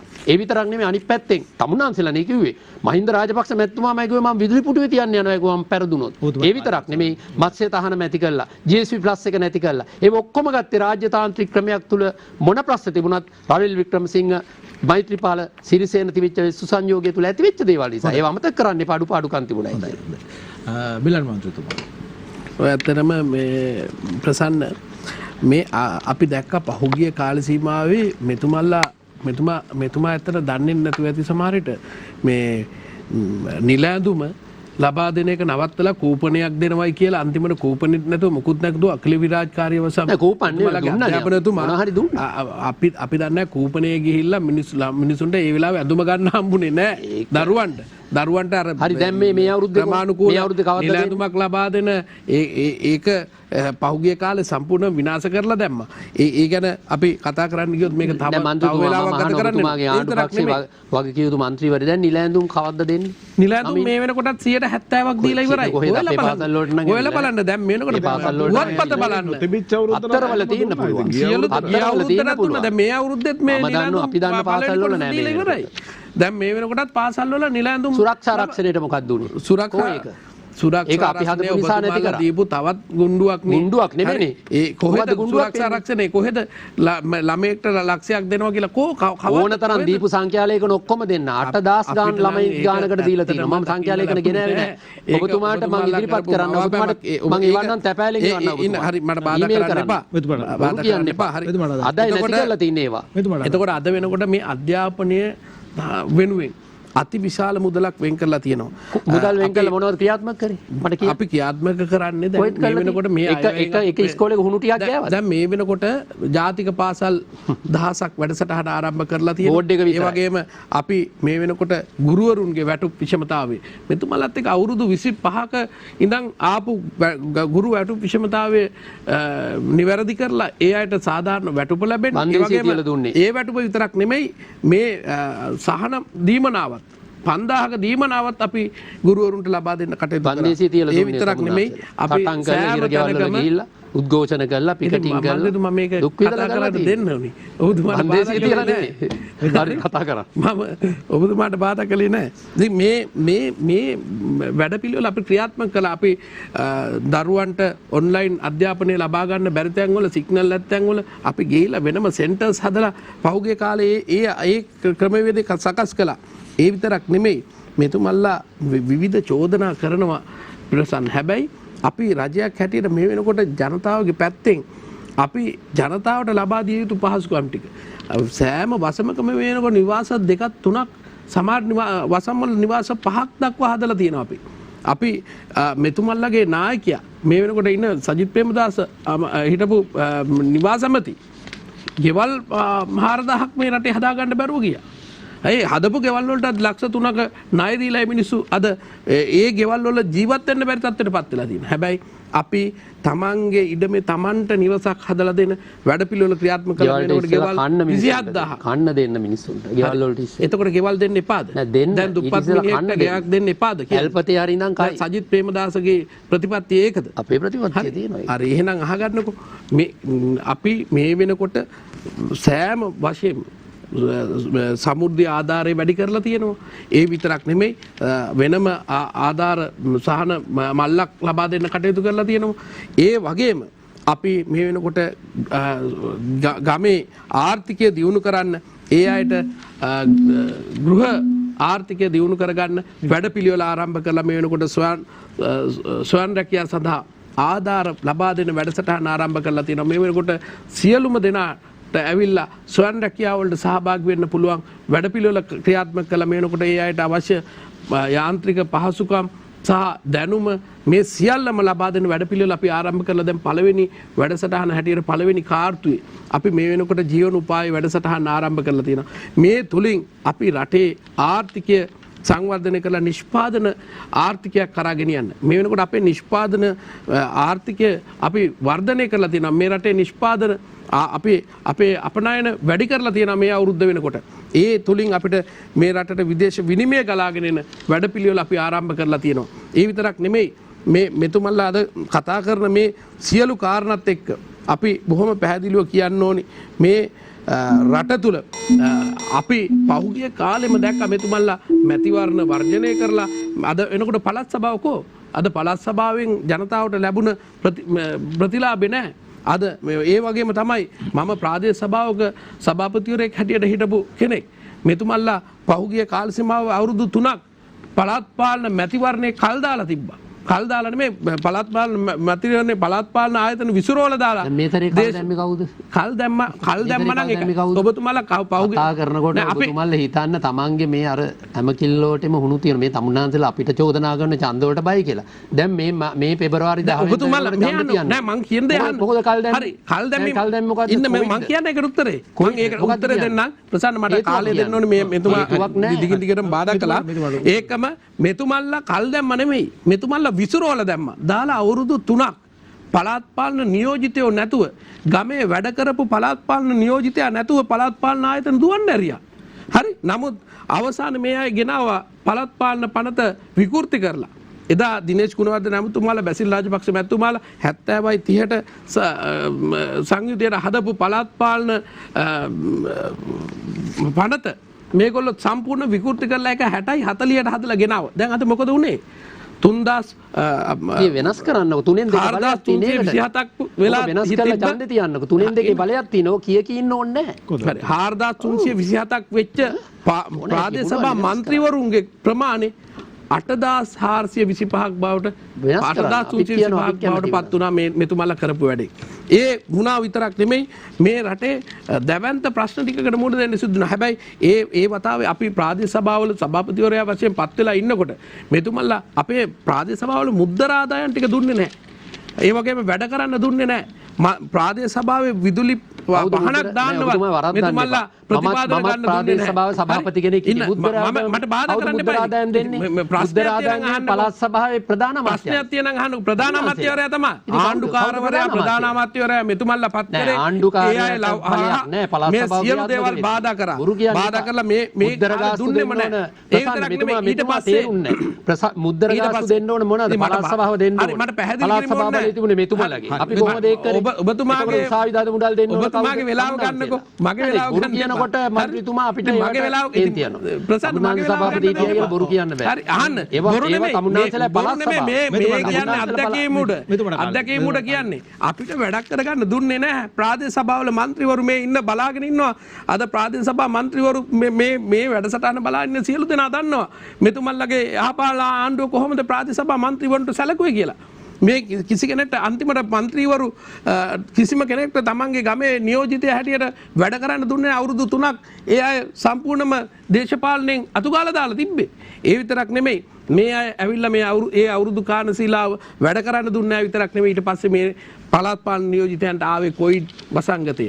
අවුරුදු 2ක් කොයිඩ් වසංගතය නිසා පළාත් පාලන ආයතනවල නියෝජිතයන්ට තමන්ගේ ගමට ගිහිල්ලා හරියාකාරව වැඩක් කරන්න ලැබුණේ නැහැ. ඒ අයට සිද්ධ වුණේ මේ කොයිඩ් මර්ධනය සඳහා ගත යුතු ක්‍රියාමාර්ගات එක්ක වැඩ කටයුතු කරන්න. දැන් ඒ අයට මේ පහුගිය අවුරුදු කාල සීමාව තුලදීම අවුරුදු ගණනාවක් ඒ අය වැඩක් නොකර ඒ අයට දීමනාව මේ හැමදේම දෙන්න සිද්ධ වුණා. ඒ විතරක් නෙමෙයි මගේ ප්‍රාදේශ සභාව මන්ත්‍රීවරු 23ක් හිටපු ප්‍රාදේශ සභාවක් 48ක් දැන් අපි පුටු දාලා ප්‍රාදේශ සභාගර්භයේ පවා අපිට වෙනස් කරන්න උනා විශාල වියදමක් දරලා. මෙතුමන්ලා කරපු අපරාධ ජාතික අපරාධ. ඒ විතරක් නෙමෙයි මට තව මිනිත්තු කිහිපයක් ඕනේ මේ මගේ කාලේ ගත්තට. එතකොට ඒ විතරක් නෙමෙයි ප්‍රසන්න මේ හරහා මේ පහුගිය කාල සීමාවේ අපිට මේ අයට යුතුයකමක් වගකීමක් තියෙනවා වැඩ කරන්න. ඒ ඇවිල්ලා ඒ විතරක් නෙමෙයි මේ පනත සංශෝධනය විය යුතුයි. මෙතුමාලත් පිළිගන්නවා ඇති. මේක සම්පූර්ණයෙන්ම වැරදි විදිහට ක්‍රියාත්මක වුණ නිසා මේ රටේ විශාල ධනයක් මේ වෙනකොටත් නාස්ති වෙනවා ප්‍රාදේශ සභා හරහා. ඉතින් ඒ නිසා මේ පනත සංශෝධනය වෙලා මොකද මෙතුමල්ලා මේ ගෙනාවු පනත නිසා තමයි අද ප්‍රාදේශ සභාවල මේ ගහගන්නේ මරාගන්නේ. මොකද එක තැනකට බලය ගොනු කරගෙන ප්‍රාදේශ සභාවක් ගෙනියන්න පුළුවන් වාතාවරණයක් නැහැ. ප්‍රාදේශ සභාවේ සභාපතිවරයා දවසින් දවස කෝට් එක මාරු කරනවා වගේ මාරු කරගන්න වැඩපිළිවෙලකට ගිහින් තියෙන්නේ මේ 40යි 60යි සංකල්පය නිසා. 70යි 30යි වුණා නම් මේක මෙහෙම වෙන්නේ නැහැ. මේක ස්ථාවර ප්‍රාදේශ සභා පාලනයක් යටතේ මේ බලය යටතේ ගෙනියන්න තිබ්බා. ඉතින් මේ වැඩපිළිවෙල වෙනස් කරලා අපි මේ රටට ගැලපෙන ශක්තිමත් පළාත් පාලන ආයතන වැඩපිළිවෙලක් ක්‍රියාත්මක කරන්න අපි කටයුතු කරනවා. අපි ඡන්ද වලට බය නැහැ. හෙට ඡන්ද තිබ්බත් අපිට ඒක කිසිම ප්‍රශ්නයක් නැහැ. මේ රටේ ජනතාව මේ අය පෙන්නන මේ කාල සීමාවේ මේ තියෙන ප්‍රශ්න ටික මේ ගැටලු ටික තව මාස 3ක් 4ක් යනකොට මේ රටේ විසඳන වැඩපිළිවෙල අපි රජයේ ක්‍රියාත්මක කරලා තියෙනවා. එහෙනම් මේ වැඩපිළිවෙල ශක්තිමත්ව ක්‍රියාත්මක කරලා රජයේ මේ කොවිඩ් වසංගතයේ ජයගත්තා වගේම අපි ඉතිරි කාල සීමාව පුදුන මේ රටේ ඉදිරි කාරණා ටිකත් අපි ජයග්‍රහණය කරන්න කටයුතු කරනවා. ඒ පිළිබඳව ඔබ විශ්වාසය තියාගන්න යුද්ධය අවසන් කළා. ඒ වගේම කොරෝනා වසංගතයට සාර්ථකව මුහුණ දුන්නා. ඒ වගේම ආර්ථිකය ඔබව ශක්තිමත් කරන වැඩපිළිවෙලටත් අපි සාර්ථකව මුහුණ දීලා මේ පිළිබඳව ඔබට ජයග්‍රහණය ලබා දෙන්න කටයුතු කරනවා. ස්තුතියි හර්ෂනායක නීතිඥතුමා. ඔබතුමාට විනාඩි 7ක කාලයක් හම්බ වෙනවා ඔබතුමන්ගේ මේ වටේ විනාඩි 5ත් අවසානයේ හම්බෙන විනාඩි 2ත් එකට එකතු කරලා. හරි. මූලිකවම දැන් අද මේ වැඩ සටහන හරහා පේන්නේ අපේ රටේ අවුරුදු 73ක දේශපාලන ඉතිහාසය. මොකක්ද? විටින් විට බලයට මාරු වෙච්ච ප්‍රධාන ප්‍රවාහන් දෙකක් තිබෙනවා. ඔවුන් විසින් එකිනෙකාට ඇඟිලි දිගු කර ගන්නටවා ඔවුන්ගේ කාලේ මෙහෙම වැරදුනා, අපේ කාලේ උනේ නැහැ. අපේ කාලේ අපි මේ සහන ආධාර දුන්නා, ඔයා මෙහෙම සහන ආධාර දුන්නේ නැහැ. මෙන්න මේකම තමයි අපි වෙනස් කළ යුතු වන්නේ. තව දුරටත් අතීතයේ විවේචනය කරමින් බැන අඬ ගැසමින් ඉඳලා වැඩක් වෙන්නේ නැහැ. රටේ ජනතාවට ප්‍රශ්න ගොඩක් තිබෙනවා. අපේ සංජීව මන්ත්‍රීතුමා හඳුනාගත්තා අපේ වෙළඳ ශේෂය පිළිබඳ අර්බුදය එකඟයි. රජ ආදායම් සහ වියදම පිළිබඳ පරතරය එකඟයි. එහෙමනම් දැන් මේ ආණ්ඩුව තියෙන එතුමන්ලගේ ඉතින් අපි දැනගන්නට ඕන මේ වංචා දූෂණ හරහා මේ රට අහිමිච මුදලක් තිබෙනවා. වහම මේ ආණ්ඩුව කළ යුත්තේ වහම විගණනයක් කරන්නට ඕන මේ ණය ප්‍රතිව්‍යුහගත කිරීම සඳහා. නමුත් මා කියනවා මේ ආණ්ඩුවට එක් කරගන්න බෑ. මොකද ඔය විගණනය කරොත් ඇත්ත වශයෙන්ම ව්‍යාපෘතියට වැවුනේ කුඹාන මුදලක්ද කොමිස්සාවලට කොච්චර මුදලක් ගියාද කියන එක එල්ලිට ඉස්මතු වෙනවා. දෙක මේ ගුරුවරුන්ගේ පඩි වැඩි වීම ගැන කිව්වා. ඒක නම් මට විජේපාල මහතා එක වෙනවා. මොකද දවස් 90කට වැඩි කාලයක් පාරේ රස්තියාදු වෙලා පොලිස් වලින් ගුටි කකා තොරුත් රස්තියාදු කියලා බැනුම් අහලා ගත් එකක් මිසක්කා මේකල බන්දිසිය කොට තියලා දිවිච්ච එකක් නෙමෙයි. මේ ආණ්ඩුවේ ලොකුම වරදක් එතන තියෙන්නේ. හැමදේම කරනවා. හැබැයි කරන්නේ අර නාවන්න ගෙනින බල්ලා වගේ කණින් මැදගෙන ගියන් පස්සේ තමයි කරන්නේ. ඒක තමයි ගැටලුව තියෙන්නේ. මේකෙන් පෙන්නන්නේ ගෝඨාභය රාජපක්ෂ ආණ්ඩුවේ තියෙන දේශපාලන ලාමකත්වය තමයි මේකෙන් පෙන්වුම් කරන්නේ. අද මේ වෙනකොට මේ රටේ මිල පාලනය තීරණය කරන්නේ හාල් මිල තීරණය ව්‍යාපාරී. පාම් මිල පිටි ගේන කට්ටිය. එතකොට කිරි පිටි මිල ඒ කට්ටිය. ඒක ආණ්ඩුවක් ඕනෙමද අපිට මේ විදිහට රට දුවන්නේ? යම් විදිහට ජනතාවට සහන දෙන්න බැරි නම් ව්‍යාපාරිකයන්ට ඕන විදිහට ප්‍රයිසස් ෆික්ස් කරනවා නම් එහෙනම් මේක අවශ්‍ය වෙන්නේ නැහැ. මතක තියාගන්න මම මොහොතකටවත් කියන්නේ නැහැ පෞද්ගලික ව්‍යවසායකයන් අපි උනන්දු නොකළ යුතුයි කියලා. සුළු හා මධ්‍යම පරිමාණ පෞද්ගලික ව්‍යවස්ථාවේ දිරිමත් කළ යුතුයි. නමුත් ඔවුන් යම් නියාමනයකටත් යටත් කළ යුතු වෙනවා. නැත්නම් ජනතාවට ඒවා සහන ගන්න බෑ. මම හිතන්නේ සුළු හා මධ්‍යම පරිමාණ ව්‍යවසායකයන්ට අපේ රජයක් තරම් යහපත් රජයක් කොහෙවත් හම්බ වෙන්නේ නැහැ. මොකද ඔවුන්ට ඕන ව්‍යාපාරයක් කරන්නට පුළුවන් කිසිදු අල්ලසක් පගාවක් කිසිදු රජ සේවකයෙකුට නොදී. මම හිතන්නේ ඒකට ගොඩාක් මිනිස්සු කැමති වෙවි. ඒ වගේම මෙතන සඳහන් කරන්නට යෙදුණා විදේශ රැකියාව සම්බන්ධයෙන්. මේ විදේශ රැකියාව වලට මිඩල් ඊස්ට් යනක ඇත්ත වශයෙන්ම පොඩ්ඩක් ලැජ්ජා වෙන්න ඕන, කනගාටු වෙන්නට ඕන. අද අපේ රට හරණම් ඇතර අරාබිය පැත්තට හැල්ලා වඳින්න ඕන. මොකද මේ ජනම රස්සෙත් බිලියන 5කට ආසන්න මුදලක් මේ අවුරුද්දේ ඒගොල්ලෝ සම්ප්‍රේෂණය කරලා තියෙනවා මෙහෙට. ඒ කියන්නේ බැංකු හරහා. හරි. එතකොට මේ මිනිස්සු යන්නේ ගිහිල්ලා තමන්ගේ දාඩිය ශ්‍රමයේ විකුණන්නේ පුදුම දුකක් විදිහට තමන්ගේ දරු පවුල මෙහි තියලා. අපි දන්නවා මේ ගෘහ සේවයේ අරාබිකරේ තියෙන ගැටලු. ඒක ආඩම්බරෙන් උජාරුවෙන් කියන්න නම් අපි ගෑනුන්ගේ සමාන හරි ඒක ආඩම්බරෙන් උජාරුවෙන් කියන්නේ නැහැ. හැබැයි නෑ සමානත මේ රටේ විදේශ රැකියා කියලා කියන්නේ ගෘහ සේවිකාව විතරක් නෙමෙයි විදේශ රැකියානේ ඒ වගේ විකෘති අදහස් කියන්නේ බහුතරය අපේ යුරෝපයට වඩා ඒක අවම කරගෙන මහින්ද රාජපක්ෂ කම්කරු ඇමති කාලේ ඉඳලා මේක අවම කරගෙන මට කියන්නකෝ ඔය තරම් ශ්‍රමිකයන් කරනවා ඇයි සයිප්‍රස් වල තියෙන තානාපති කාර්යාලය වහන්නේ ඇයි එතන ඉන්න අපේ ලංකා මිනිස්සු 15000ක් විතර දැන් තානාපති කාර්යාලය එරට භූමියෙන් తాවකාලික වසා දැම්මයි කියලා එරටට සේවකයෙක් යවන්න බැයිද? සේවක යවන එක නෙමෙයිනේ. එහෙම ජනතාවට ආරක්ෂාවක් තියෙන්න බෑ. හරි. මම මෙතෙන් දෙන්නම්කෝ මට ඔකට උත්තර දෙන්න අවශ්‍ය නැහැ. හරි. ඊළඟ කාරණාව අපි යමු. මොකද්ද මේ ප්‍රශ්නේ? මේ ප්‍රශ්නේ තමයි ණය ගන්න එක අපරාධයක් නෙමෙයි. නමුත් ඒ ණය අරගෙන හරි ව්‍යාපෘති වල යදන්න ඕන. රට රිටර්න් එකක් එන්නට ඕන. පාරවල් යටිතල පහසුකම් අවශ්‍යයි. නැතුව නෙමෙයි. නමුත් නෙළුම් කුළුණෙන් අපිට ආදායමක් නැහැ. වීරකටි ಕ್ರೀಡಾಂಗණය අපිට ආදායමක් නැහැ. හම්බන්තොට සම්බන්ධතාවය අපිට ආදායමක් නැහැ. ඔබතුමා කොහොමද එහෙම අර්ථකථනය කරන්නේ එහෙම ආදායමක් නැහැ කියලා? නෙළුම් කුළුණ මොකටද ගැව්වේ? අද වෙනකල් ලැබුව ආදායම මොකද්ද? නෙළුම් කුළුණ ඇත්තම මේ කරන්නේ මේ වෙනකොට තාම නෙළුම් කුළුණේ ක්‍රියාකාරීත්වය ඔබතුමා දන්නේ නැහැ. මා මේ කියන්න උත්සාහ කරන්නේ මෙච්චරයි. නෙළුම් කුළුණ කියන්නේ සංනිවේදන කුළුණක්. සංනිවේදනය කරාද අද වෙනකල්? කරන්න තමයි මේක ඉදිකිරීම කරගෙන යන්නේ. ඉතින් තාම මේකේ වැඩ අවසන් වුණාම ඔබතුමාට කතා කරන්න පුළුවන්. සාමාන්‍ය ක්‍රමය. සත්‍ය කතා කරනකොට ඒක නොමග යවන්න මොනවාරි කෑ ගහන එක. ඒකට මම ඕක සත්‍ය නෙමෙයි ඔබතුමාලා මේ විකෘති කරනවා. මා කියන්න සත්‍ය විකෘති කරන්නේ අපි නෙමෙයි පොහොට්ටුව. උදේ ඉඳන් හවස වෙනකල් ඒක කරන්නේ. ඔබතුමාලා කියපු ආර්ථික ප්‍රතිපත්තිය ගෑස් පොලිමක් ගහන්න කියලා කිව්වනම් ඔළුව නැතුව ගෙදර යන්න. හරි ගෑස් පොලිම කියලා මිනිස් පොහොට්ටුවේ මිනිස්සු කියනවා ඡන්ද දීපුවත කපා ගන්න හිටලා තියෙන්නේ කියලා හිටා. ඔබතුමා කරුණ හරි මගේ කරුණ වලට මම කියන්නේ තාම වැඩ දෙකම JVP අතරලා නැහැ. නෑ ඒක පොහොට්ටුව එක අතකපන එකයි. නෑ පොහොට්ටුව එක. බෙල්ල කපුව එක අතක පොහොට්ටුව එක මේ රටේ බෙල්ල කපුව එක අතක ගන්න ඕනේ කියන්නේ පොහොට්ටුවේ ඡන්දය කියලා. මේ රටේ නෑ සමායි නෑ. එතන හරි මම දැන් ඔයාලට මේ රටේ එතකොට පළාත් සභා ඡන්දෙට ඡන්දෙ දුන්නා අපිට මතකයි පොහොට්ටුවද? මම කිව්වේ ගෑස් පොලිමේ මිනිස්සු කියපු එක. හරිද? මම ගෑස් පොලිමේ කිව්වේ. ඒක නේද බොරු කියලා සත්‍යයටපත් කරන්න එපා. අංක 1 ටයර් එකක පැච් එකක් තියෙනවා නම් ඔකට උලංග ගහලා වැඩක් තියෙනවද? වැඩක් නැහැ. ඒ වගේම අපේ රටේ භාණ්ඩාගාරය හිලක් තියෙනවා. අවුරුදු 73ක් තිස්සේ වංචනිකයෝ දූෂණිකයෝ මේක හුරා කනවා. මේක කරනවා. ඔබතුමාලා හැමදාම සන්දාන ගැව්වේ ඔය පක්ෂ එක්කනේ. මේ රට සංවර්ධනය දැන් අද ඔබතුමාලා කතා කරනකොට මේ ප්‍රසන්න මට විනාඩියක් උත්තර වංචාව කියනකොට භූමි තෙල් ඔබතුමාලා මේ ප්‍රශ්නෙට උත්තර දෙන්නකෝ. වංචාවකට කියනකොට හරි කට්ටිය භූමි තෙල් ගාව ගරණිය නෑ මේ ප්‍රශ්නෙට උත්තර දෙන්නකෝ. දැන් ඔබතුමාලා පහුගිය වතාවේ එක්සත් ජාතික පක්ෂෙත් එක්ක සන්දානගත වුණා. ඊට කලින් ශ්‍රී ලංකා නිදහස් පක්ෂෙත් සන්දානගත කවුද සන්දානගත වෙන්නේ? අරලිය ගහමන්ත්‍රී ඔබතුමාලාගේ සන්දාන තිබ්බනේ. අර ඉන්නකෝ සන්දානගත වෙන්නේ මහින්ද රාජපක්ෂත් එක්ක. නෑ ඊට මහින්ද රාජපක්ෂත් එක්ක සන්දානගත වුණා 2004 ඔබතුමාලායි එහෙම සන්දානගත වෙවි හැමදාම ඔබතුමාලා කාගේ හරි කූඩැල්ල වගේ එල්ලිලා ඒකෙන් පෝෂණය වෙලා තමයි ඔබතුමාලාගේ පක්ෂය ඔබතුමාලාගේ 103 යැපෙන්නේ. ඔය බයිලානේ හරි හරි ඔබතුමා කරුණ බයිලා ඇති. හරි ඒක පාර්ලිමේන්තුවේ ඉතුරු කරගන්න ඔයක. හරි. එතකොට මම කියාගෙන ඔබතුමා මේ ගේනකොට පාර්ලිමේන්තු මන්ත්‍රීවරු ගේන්න මේ මෙතුමල්ලාට මේ ඡන්දෙන් පත් වෙලාවත් එන්න බැරි වෙච්ච අය තමයි මෙතෙන්ට ගෙනහලා තර්ක කරන්නේ. හරි මේ මෙතුමත් මන්ත්‍රීතුමෙක් ඒක පාර්ලිමේන්තුවට යන්න පුළුවන් වෙච්ච අය මෙතුමල්ලා ගින්නවනේ 3 දෙනෙක් පාර්ලිමේන්තුවේ. ඉතින් එක්කෙනෙක් ගෙන්නන්නකෝ. ඒ අය මොකද මේ එන්න බය?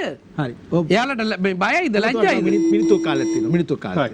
එතකොට අපිට පුළුවන්කම තිබෙනවා අදූෂිත දේශපාලන ව්‍යාපාරයක් වශයෙන් මේ රටේ සංවර්ධනය අපි කරන්න පුළුවන්. අධ්‍යාපනය අපි නැංවිය යුතුයි. මානව සම්පත් දියුණු කළ යුතුයි. හැබැයි හොරුන්ට වංචනිකයන්ට මේ රට හදන්න බෑ. යහපාලන ආණ්ඩුව පරදින්න මූලික හේතු උනේත් හොරකම් වලට දඩුවම් කරන්න ඇවිල්ලා තියෙනවා කියලා ඉවර වෙලා ඒක නොකර හොරුන්ව ආරක්ෂා කළා. ඒක තමයි ඒගොල්ලෝ පෙරදුනේ. මං හිතන්නේ ඒගොල්ලෝ පිළිගන්නේ. ඒක අත්වැරදීමක්. ඉතින් මා පැහැදිලි එතුමල්ලා විතරක් නෙමෙයි මේ ගර්ලිය ගහ මන්ත්‍රේ හිටියන ඔබතුමා කියන්නකෝ මේ අන්න කුමාර කොහෙද හිටියේ කියලා මට කතා කරන්න මදිකමක් නේ ඒ හින්දා මම මෙතන කතා කරලා ඉවර කරන්න හරි මොලේ තමයි මොලේ හරි එතකොට මා පැහැදිලිව කියන්න උත්සාහ කරන්නේ මේ රට ගොඩනගන වැඩ පිළිවෙල අපිට තිබෙනවා අපිට අදූෂිත කණ්ඩායමක් ඉන්නවා නිෂ්පාදන ආර්ථිකයක් කරා යා යුතුයි වංචා දූෂණ නැවත යුතුයි අපි සහතික කළා කියන එකක් මිනිසුන්ට අපේ රජයක් ආපු වහාම සියලුම නඩු විමර්ශනය කළා මේ රටේ ජනතාවගෙන් හොරකම් කරපු සල්ලි සියල්ලම අපි නැවත රජයට අය කර ගන්නවා. ඒ හරහා මේ රටේ 50% ප්‍රශ්න අපිට විසඳන්න පුළුවන්. අවසාන විනාඩිය මම අවසානයේ මෙහෙම කියන්න. මේ ගමන තවදුරටත් මේ රටට යන්න බෑ. මේක වෙනස් කරන්නට ඕන ජාතික ජනබලයේ හැකියාව තියෙනවා. ඒ වගේ මම කනගාටු වෙනවා. අර මන්ත්‍රීතුමා මේ ඡන්දෙන් පෙරදිච්ච කට්ටිය මෙතන ගෙනන්නේ ඇයි කියලා අපේක. අනිත් දවසේ ඔබතුමා විශ්ලේෂණය කරනකොට මම බලහත්කාරයෙන් මෙතනට ආවේ නැහැ. හරි. මිලන් ජාතික මන්ත්‍රීතුමා අවසාන මිනිත්තු 2ක ඇත්තටම ප්‍රසන්න අපි කනගාටු වෙනවා ජනතා විමුක්ති පෙරමුණ අද මේ පෙන්වන්න හදන බොහෝම සීලවන්ත ව්‍යාපාරය පිළිබඳව මෙතුමල්ලගේ අතීතේ ඉඳන් ආපු ප්‍රතිපත්ති වැඩසටහන් එකක්වත් වෙනස් වෙලා නැහැ. මෙතුමල්ලා කතා කරනවා මේ පහුගිය කාලේ මගෙන් මෙතුමල්ලගේ එක മന്ത്രി කෙනෙක් ඇවිල්ලා පළාත් සභාවේ හිටපු മന്ത്രി කෙනෙක් කතා කරලා කිව්වා වාහන පර්මිට් ගන්න නැහැ අරක නැහැ මේක නැහැ රජයේ කිසි දෙයක් ගන්න නැහැ. අවසානයේ බැලුවම නිල නිවාස වලට ගියාම නිල නිවාස වල ගිහිල්ලා බැලුවම නිල නිවාස වල පදිංචි වෙලා ඉන්න වෙනම මෙතුමල්ලගේ කවුද මෙතුමල්ලාගේ මන්ත්‍රීවරු 3 දෙනාම නිල නිවාස අරගෙන ඒ නිල නිවාසවල එක්කෙනෙක්වත් පදිංචි නැහැ. ඒ අයගේ වෙන අය ඒ නිල නිවාසවල පදිංචි වෙලා ඉන්නවා. බොරු කියනකොටත් මං අහන් ඉන්නවද එච්චරයි. මට කියන්න ඔබතුමා. නෑ ඔබතුමා මොකද්ද බොරුව? මොකද්ද බොරුව? බාධා කරන්න බෑනේ මම මෙතුමාගෙන් අහන්නේ. ඔබතුමාට මං කතා කරන්නේ මදිකමක් නේ. කවුද අර අපේ නැවතිලා ඉන්නේ මේ මාදිවිල? ලාල්කාන්ත මෙතුමල්ලගේ ලාල්කාන්ත සහෝදරයා දැන් නැවතිලා ඉන්නේ මාදිවෙල. ඉතින් ඒක ඇවිල්ලා එක පැත්තකින් ගත්තොත් ඒක නීතියනුත් අහනම් වැඩක්. ඉතින් මෙතුමල්ලා මේ ඔක්කොම කර මේ වංචාව බොරුව ඔක්කොම කර අනිත් මිනිස්සුන්ට ඇඟිල්ල දික් කරනවා. හරි අනුර කුමාර කියනවා මම පක්ෂ කාර්යාලය හැදුවේ මට ලී දුන්න එක්කෙනෙක් සිමෙන්ති දුන්න එක්කෙනෙක් මට අරක දුන්න එක්කෙනෙක් මේවා නිදූෂණ. මේ එහෙම ගන්න කොහොමද? එහෙම ගන්න බෑනේ. කැටහොල්ලලා කරන්න පුළුවන් වැඩක්ද? මෙතුමල්ලා හැමදාම මේ රටේ මිනිස්සුන්ව බොරුවෙන් මුලා කරලා හරි මේ බොරුවෙන් මුලා කරලා මෙතුමල්ලා කරන්නේ එක්කෝ සජබෙට චෝදනා කරනවා එහෙම නැත්නම් ආණ්ඩුවට චෝදනා කරනවා නැත්නම් තව කාට හරි චෝදනා කරනවා මෙතුමල්ලා සුදු නොවෙන්න හදනවා. මෙතුමල්ලාගේ තමයි වැඩිම බොරුව තියෙන්නේ. මෙතුමල්ලා තමයි මේ රටේ සියලුම ආර්ථික මර්මස්ථාන විනාශ කරන්නේ මේ රට විනාශ කරන්නේ මේ 3%ක් වෙච්ච ජනතා විමුක්ති පෙරමුණ කියන මම පැහැදිලිව උත්තර දෙන්න බැරි වීම ඔබතුමාගේ වාසනාව කියනවා. මට උත්තර දෙන්න බැරි වීම ඔබතුමාගේ වාසනාව කියලා මතක තියාගන්න. හරි ඔබතුමා මට උත්තර දෙන්න බැරි වීම ඔබතුමාගේ මිනිත්තු දෙකක සන්න මා හිතනවා අපි සමගි ජන බලවේගය හැටියට අපි එක්සත් ජාතික පක්ෂයේ අනුප්‍රාර්ථකයෝ තමයි. එක්සත් ජාතික පක්ෂ නායකයින්ගෙන් නිර්මාතෘන්ගෙන් බිහි වෙච්ච පක්ෂයක්. හැබැයි අපි ඉතාමත් කෙටි කාලයක් තුල මාස 3ක පමණ කෙටි කාලයක් තුල හදපු පක්ෂය පාර්ලිමේන්තු මන්ත්‍රීවරුන් 54ක් එක්ක 28 ලක්ෂයක් ජනතාව අපිට දුන්නා. බණ්ඩාරනායක මැතිතුමාටත් පක්ෂය හදලා ඉවරලා මම හිතනවා එළියට ගිහිල්ලා මන්ත්‍රීවරුන් 7-8 දෙනෙක් තමයි ගන්න පුළුවන් කමක් ලැබුණේ. ඒ නිසා අපිට තියෙන අලුත් වැඩපිළිවෙලක්. හැමදාමත් අර රනිල් වික්‍රමසිංහ මහත්තයත් එක්ක හිටපු එක්සත් ජාතික පක්ෂයේ තිබිච්ච යම් අඩුපාඩු කිය සමගි ජන බලවේගයට ගහන්න බෑ. සමගි ජන බලවේගය අපි හැදුවෙත් ඒ එක්සත් ජාතික පක්ෂයේ යහපාලන ආණ්ඩුව තුල අපිට ඇතිවෙච්ච යම් ප්‍රතිවිපාක එක්කම යම් අසාධාරණකම් නිසා ඒකට එරෙහිව අපි සමගි ජන බලවේගය හැදුවේ. ඒ නිසා අපට ඕන මේ රටේ මෙතෙක් කාලයක් දැන් ওই කියන ආකාරයට එක්සත් ජාතික පක්ෂ නායකින් ඒ වගේම පොදු ජන පෙරමුණ නැත්තම් මේ පොහොට්ටුවේ පක්ෂයකට එකතු වෙලා මේ රට කරා අපිත් ඒකට දායක වුණා. යහපාලන කාලේ අපිත් දායක. හැබැයි අපි ඊටමත් පැහැදිලිව කියනවා ඒ වගේ පිරිසිදුව හොරකමක් තක්කඩිකමක් දූෂණයක් නැතුව වංචාවක් නැතුව කටයුතු කරපු කණ්ඩායමක් අපිත් එක්ක ඉන්නේ. ඒ නිසා අපි විශ්වාස කරන ඉදිරියේදී ඔය ජනතා විමුක්ති පෙරමුණ කියන ආකාරයට එයාලත් හරි පිරිසිදුයි කියන වගේ අපිටත් ඊටමත් පැහැදිලිව කියන්න පුළුවන් අපිටත් ওই ජනතා විමුක්ති පෙරමුණේ තියෙන අදහස් ප්‍රජාතන්ත්‍රවාදීව මේ රටේ සමාජවාදී අදහස් අපිට තිබෙනවා. ඒක අපි ක්‍රියාත්මකට නංගන. අපේ වැඩපිළිවෙලක් තියෙනවා. කවුරුවත් නැහැ අපිට වැඩපිළිවෙලක් නැහැ කියන්නේ. අපේ වැඩපිළිවෙල ඉදිරි සම්මේලනයේ අපි එළියට දානවා. මේ රටේ විශේෂයෙන්ම මෙතෙක් නොවිසඳපු ප්‍රශ්න පිළිබඳව අපි ප්‍රමුඛතාවය දෙන්නේ අධ්‍යාපනයට. අධ්‍යාපනය තුල ඇතිවෙච්ච යම් ඇලහැප්පිලි. ඒ වගේම මේ ආණ්ඩුවට පෞගිය කාලය තුල ඉෂ්ට කරන්න බැරි වෙච්ච විශේෂයෙන්ම කොවිඩ් වසංගතයත් එක්ක මේ දරුවන්ගේ අධ්‍යාපනය කඩා වැටිච්ච එක මේ රටේ ඉදිරියේදී හදන සමගි ජන බලවේගයේ ආණ්ඩුවක් තුල අපි පැහැදිලිවම ඒ සිදුවෙච්ච අතපසුවීම් අපි නැස් කරන්නට යනවා. මේ රටේ කොවිඩ් වසංගතය තුලින් බැටකාපු අහිංසක 15000ක් මේ වෙනකොට මිය ගියපු මිනිස්සු වෙනුවෙන් ඒ වගේම ආසන්න ලක් වූ 6 ලක්ෂයක් වෙනුවෙන් ඒ නිසා ආර්ථිකය සම්පූර්ණයෙන් බිඳ වැටිච්ච එදිනෙදා ජීවනෝපාය සම්පූර්ණ වැටිච්ච මිනිස්සු වෙනුවෙන් යම් කිසි දෙයක් අපි කරන්න ඕන. ආණ්ඩුව හදන්න ඕන මේ වැඩපිළිවෙල. හැබැයි මේ ආණ්ඩුවට එහෙම දැක්මක් එහෙම ප්‍රතිපත්තියක් වැඩපිළිවෙලක් නැති බව ඉතාමත් පැහැදිලි. අවුරුදු 2ක් ගිහිල්ලත් තාම පටන් ගත්ත තැනින් ආරම්භ කරන්නද ලෑස්ති වෙලා තියෙන ලැජ්ජයි මේ කතාව. මේ තරම් වියත්මගෙන් බිහි වෙච්ච ආචාර්ය මහාචාර්යවරු ඉන්න හොඳ පළපුරුදු නායකින් ඉන්න පක්ෂයක ලැජ්ජයි අවුරුදු 2ක් ගිහිල්ලා තමයි දැන් පටන් ගන්න හදන්නේ. මේවා නිකන් නැවත වරක් අර ජනතාවට කොකා පෙන්නලා ජනතාවගේ ඇස් වහලා කොකා පෙන්නලා එයාගේ මම හිතනවා පෙන්නලා ආයි මේ බොරු මේ ලොසින්ජර ටිකක් දීලා ආයි ළඟ බලයටපත් වෙන. මේ ආණ්ඩුව මේ පැහැදිලිව කිව්වා. ඉලාන් මන්ත්‍රීතුමා කිව්වා පළාත් සභාව. දැන් පළාත් සභාව මෙතුමන්ලට තියන්න තිබුණානේ. ඇයි අපි අවුරුදු 3ක් අපි වැරද්ද කරා නම් ඇයි පළාත් සභාව එක රැයින් එක දවසේ මේ පනතේ යම් වෙනස්කම් ඇති කරලා 3න් 2 බලයක් තිබෙන අය එක දවසින් මේ පනත යම් කිසි ව්‍යාකූල තත්ත්වයක් තියෙනවා ඒව නිරවුල් කරලා ඡන්දෙ නැහැ. ඡන්දෙ තිබ්බේ නැහැ බයයි. පළාත් සභාව තිබ්බොත් අනිවාර්යයෙන්ම එක පළාත් සභාවක්වත් මෙතුමට බලය ගන්න බෑ.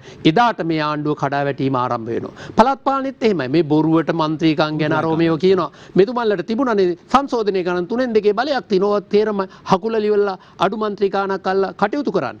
අරයට මෙයාට දොස් කිය ඒක නිසා තමයි මෙහෙම වෙන්නේ කියලා අද කිව්වට වැඩක් නැහැ. 3-2 බලයක් විතරන්නේ 20 වෙන සංශෝධනයක් ඇති කරලා Tamanට ගන්න පුළුවන් ඉහළම දේවල් කරා. නමුත් අද ඒ සියල්ල පුස්සක් බවට පත් වෙලා තියෙනවා. ඒ නිසා අපි පැහැදිලිව කියනවා මේ ආණ්ඩුවේ මේ කලමනාකාරීත්වය අද රටේ ජනතාව සම්පූර්ණයෙන් ප්‍රතික්ෂේප කරලා අවසానයි.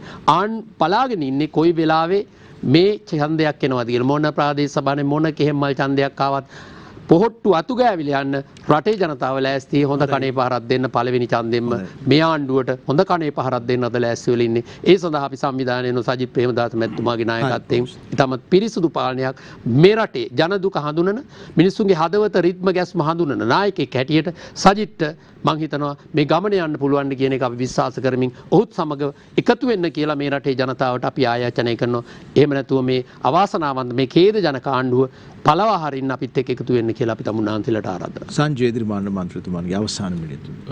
දැන් මෙතුමල්ලා 2020 මහචන්ද වෙලාවෙත් කිව්වේ රටේ ඡන්දයක් තියන්න සුදුසු පසුබිමක් නැහැ නිසා තිබිච්ච පාර්ලිමේන්තුව ගේන්න කියලා. පළාත් සභා ඡන්ද ක්‍රමයේ පටලවලා තිබීමයි කොවිඩ් ව්‍යසනයයි පළාත් සභා ඡන්ද ක්‍රමයේ පැවැත්වීමට බාධාවක් වුණ බව තේරුම් ගන්න දේශපාලන ඉතාම සරල අවබෝධයක් තිබීම ප්‍රමාණවත්. සාමාන්‍ය ජාතික මැතිවරණ එකක් දිනුවට පස්සේ ඊළඟ ඡන්ද ටික ඒ ළඟදී හොදගෙන එන්නේ. දැන් එහෙනම් මහචන්ද ඉවරෙච්ච ගමන් පළාත් සභාව තිබ්බනම් හෙල්ලෙන්නවත් පුළුවන්. 3-2ක පාර්ලිමේන්තුවක් තියලා කවුරු දිනුවත් ඒක මොන පක්ෂ දිනුවත් ඊළඟ ඡන්දේ හොදගෙන එන්නේ. ඇයි අපිට තියාගන්න බැරි වුණේ? එකක් කොවිඩ් අනික ඡන්ද ක්‍රමයේ නිර්මාණය වෙච්ච අවුල. මේ රටේ එක්තරා දේශපාලන ව්‍යාපාරයක තියෙන ගැටලුව තමයි අවම වශයෙන් Tamanගේ දේශපාලන ඉතිහාසයටවත් අවංක නැහැ. දැන් 73ක් මෙච්චරක් මෙහෙම වුණා කියන අයට මතක නැහැ මේ 73 ඇතුලේ Tamanගේ සහභාගීත්වය. මම කියන්නේ Taman වෙඩි කීයක් තිබ්බද බෙලි කීයක් කැපුවද කියන තැන නෙමෙයි. එයින් මෙපිට මේ රටේ ආණ්ඩු බලයට ගේන. දැන් මට 2004 පොදු ජන එක්සත් මේ කියන්නේ සන්ධාන ආණ්ඩුව හැදෙන්නේ ජවිපේ සහභාගීත්වය ඇතිව. එක්සත් ජනතාව UPFA හැදෙන්නේ. 2005 මහින්ද රාජපක්ෂ මහත්තයා බලයට පත්වීමේ තීරණාත්මක කාර්යභාරයක් කළා ජනතා විමුක්ති පෙරමුණ. 2010 සරත් පොන්සේක මැතිතුමාගේ වේදිකාවේ හිටියේ ජනතා විමුක්ති පෙරමුණ. 2015 මෛත්‍රීපාල ජනාධිපතිතුමා ජනපති කරවීමේ තීරණාත්මක කාර්යභාරයක් කළා ජනතා විමුක්ති පෙරමුණ. අන්තිම ඡන්දේ නම් තනියෙන් ඉල්ලුවා.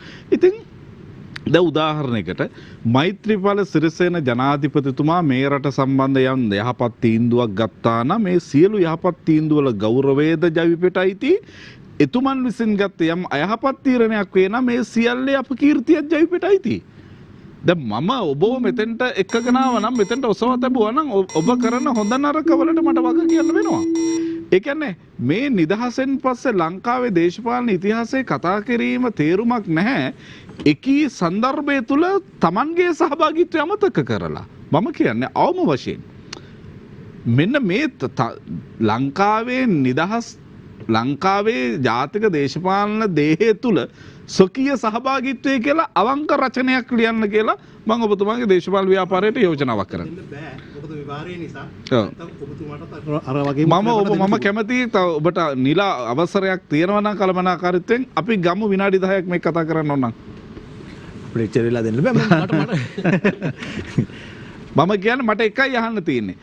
නිදහසෙන් වෙපිට ලංකාවේ දේශපාලනය සම්බන්ධ ජවිපේ මැදිහත් වීම ඇයි අමතක කරන්නේ? 88 89 දැන් අපි හිතමුකෝ ලංකාව නිදහස ලබන්නේ 48 පළවෙනි අභ්‍යන්තර සිවිල් අර්බුදයට මුහුණ දෙන 71 තියපු වෙඩි එක්ක මට හරියට උත්තර දෙන්න දෙන්න නැත්නම් මේ වගේ අභූත ලෙස චෝදනා කරගෙන නවත්තන්න දෙක එකක් කරා. යාගේ විනාඩි දෙක ඉවරයිනේ. දැන් ලංකාවේ විනාඩි දෙක ඉවරනම් ප්‍රෝග්‍රෑම් එක නවත්තන්න. මම ඔබතුමාට එහෙම නැත්නම් මනත් කතා කරන්න අවස්ථාවක්. ඔබතුමාට ඩිබේට් කරන්න තේරෙන්නේ නැහැ. නෑ මම සූදානම් මම යාගේ කතා. නෑ එහෙම නෑ මම කියන්නේ ලංකාවේ ජාතික දේශපාලනයේ ජවිපේ සහභාගීත්වය ඔබ පිළිගන්න කැමතිද නැද්ද? මම පිළිගන්නවා විතරක් නෙමෙයි ඒක තේරුම් අරගෙනත් තියෙනවා. ඒකට මට උත්තර දෙන්න අවස්ථාවක්. එතුමාට දෙන්න විනාඩි දෙකක් උත්තර දෙන්න. හොඳයි. ජනතා විමුක්ති පෙරමුණ යම් දේශපාලන තීන්දුව අරගෙන තිබෙනවා. ඒ වෙලාවේ යුද්ධය දිනවීම සඳහා මහින්ද රාජපක්ෂ ජනාධිපති කරුවා. හරිද?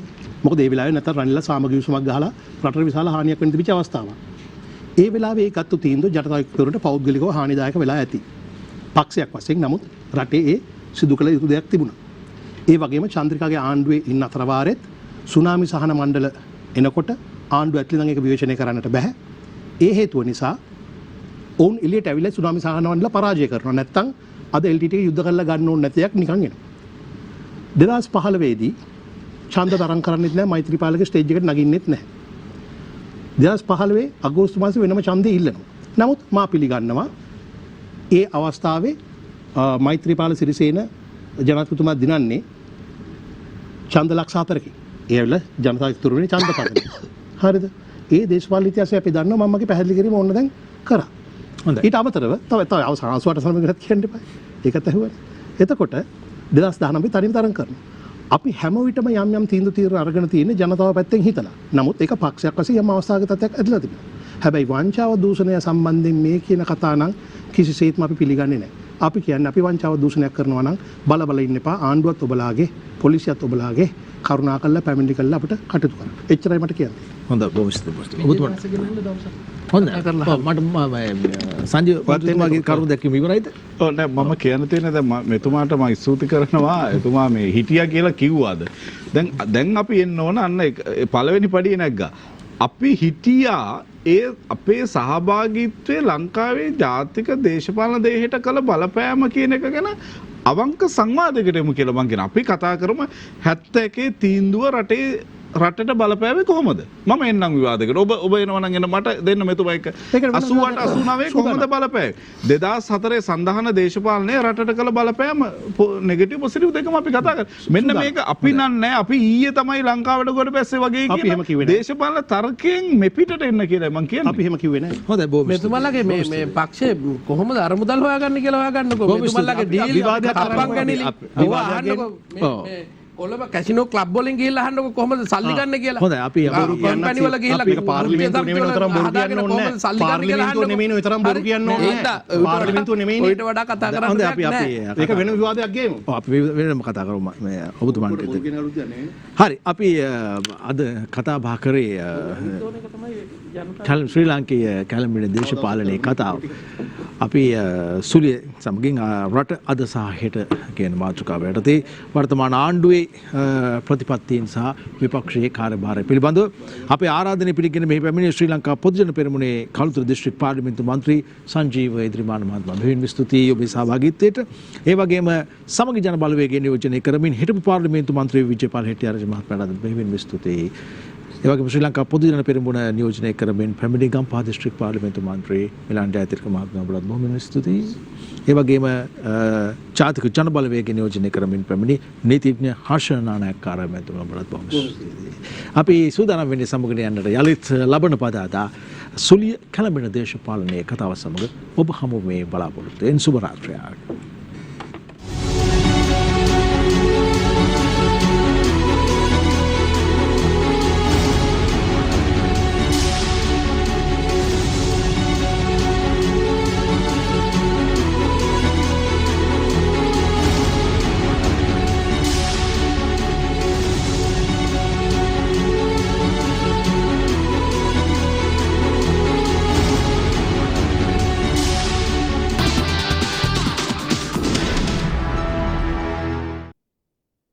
දිනපතා අලුත් වීඩියෝ සහ ප්‍රවෘත්ති නැරඹීමට ඉහත බටන් එක ක්ලික් කර සියත TV සබ්ස්ක්‍රයිබ් කරන්න.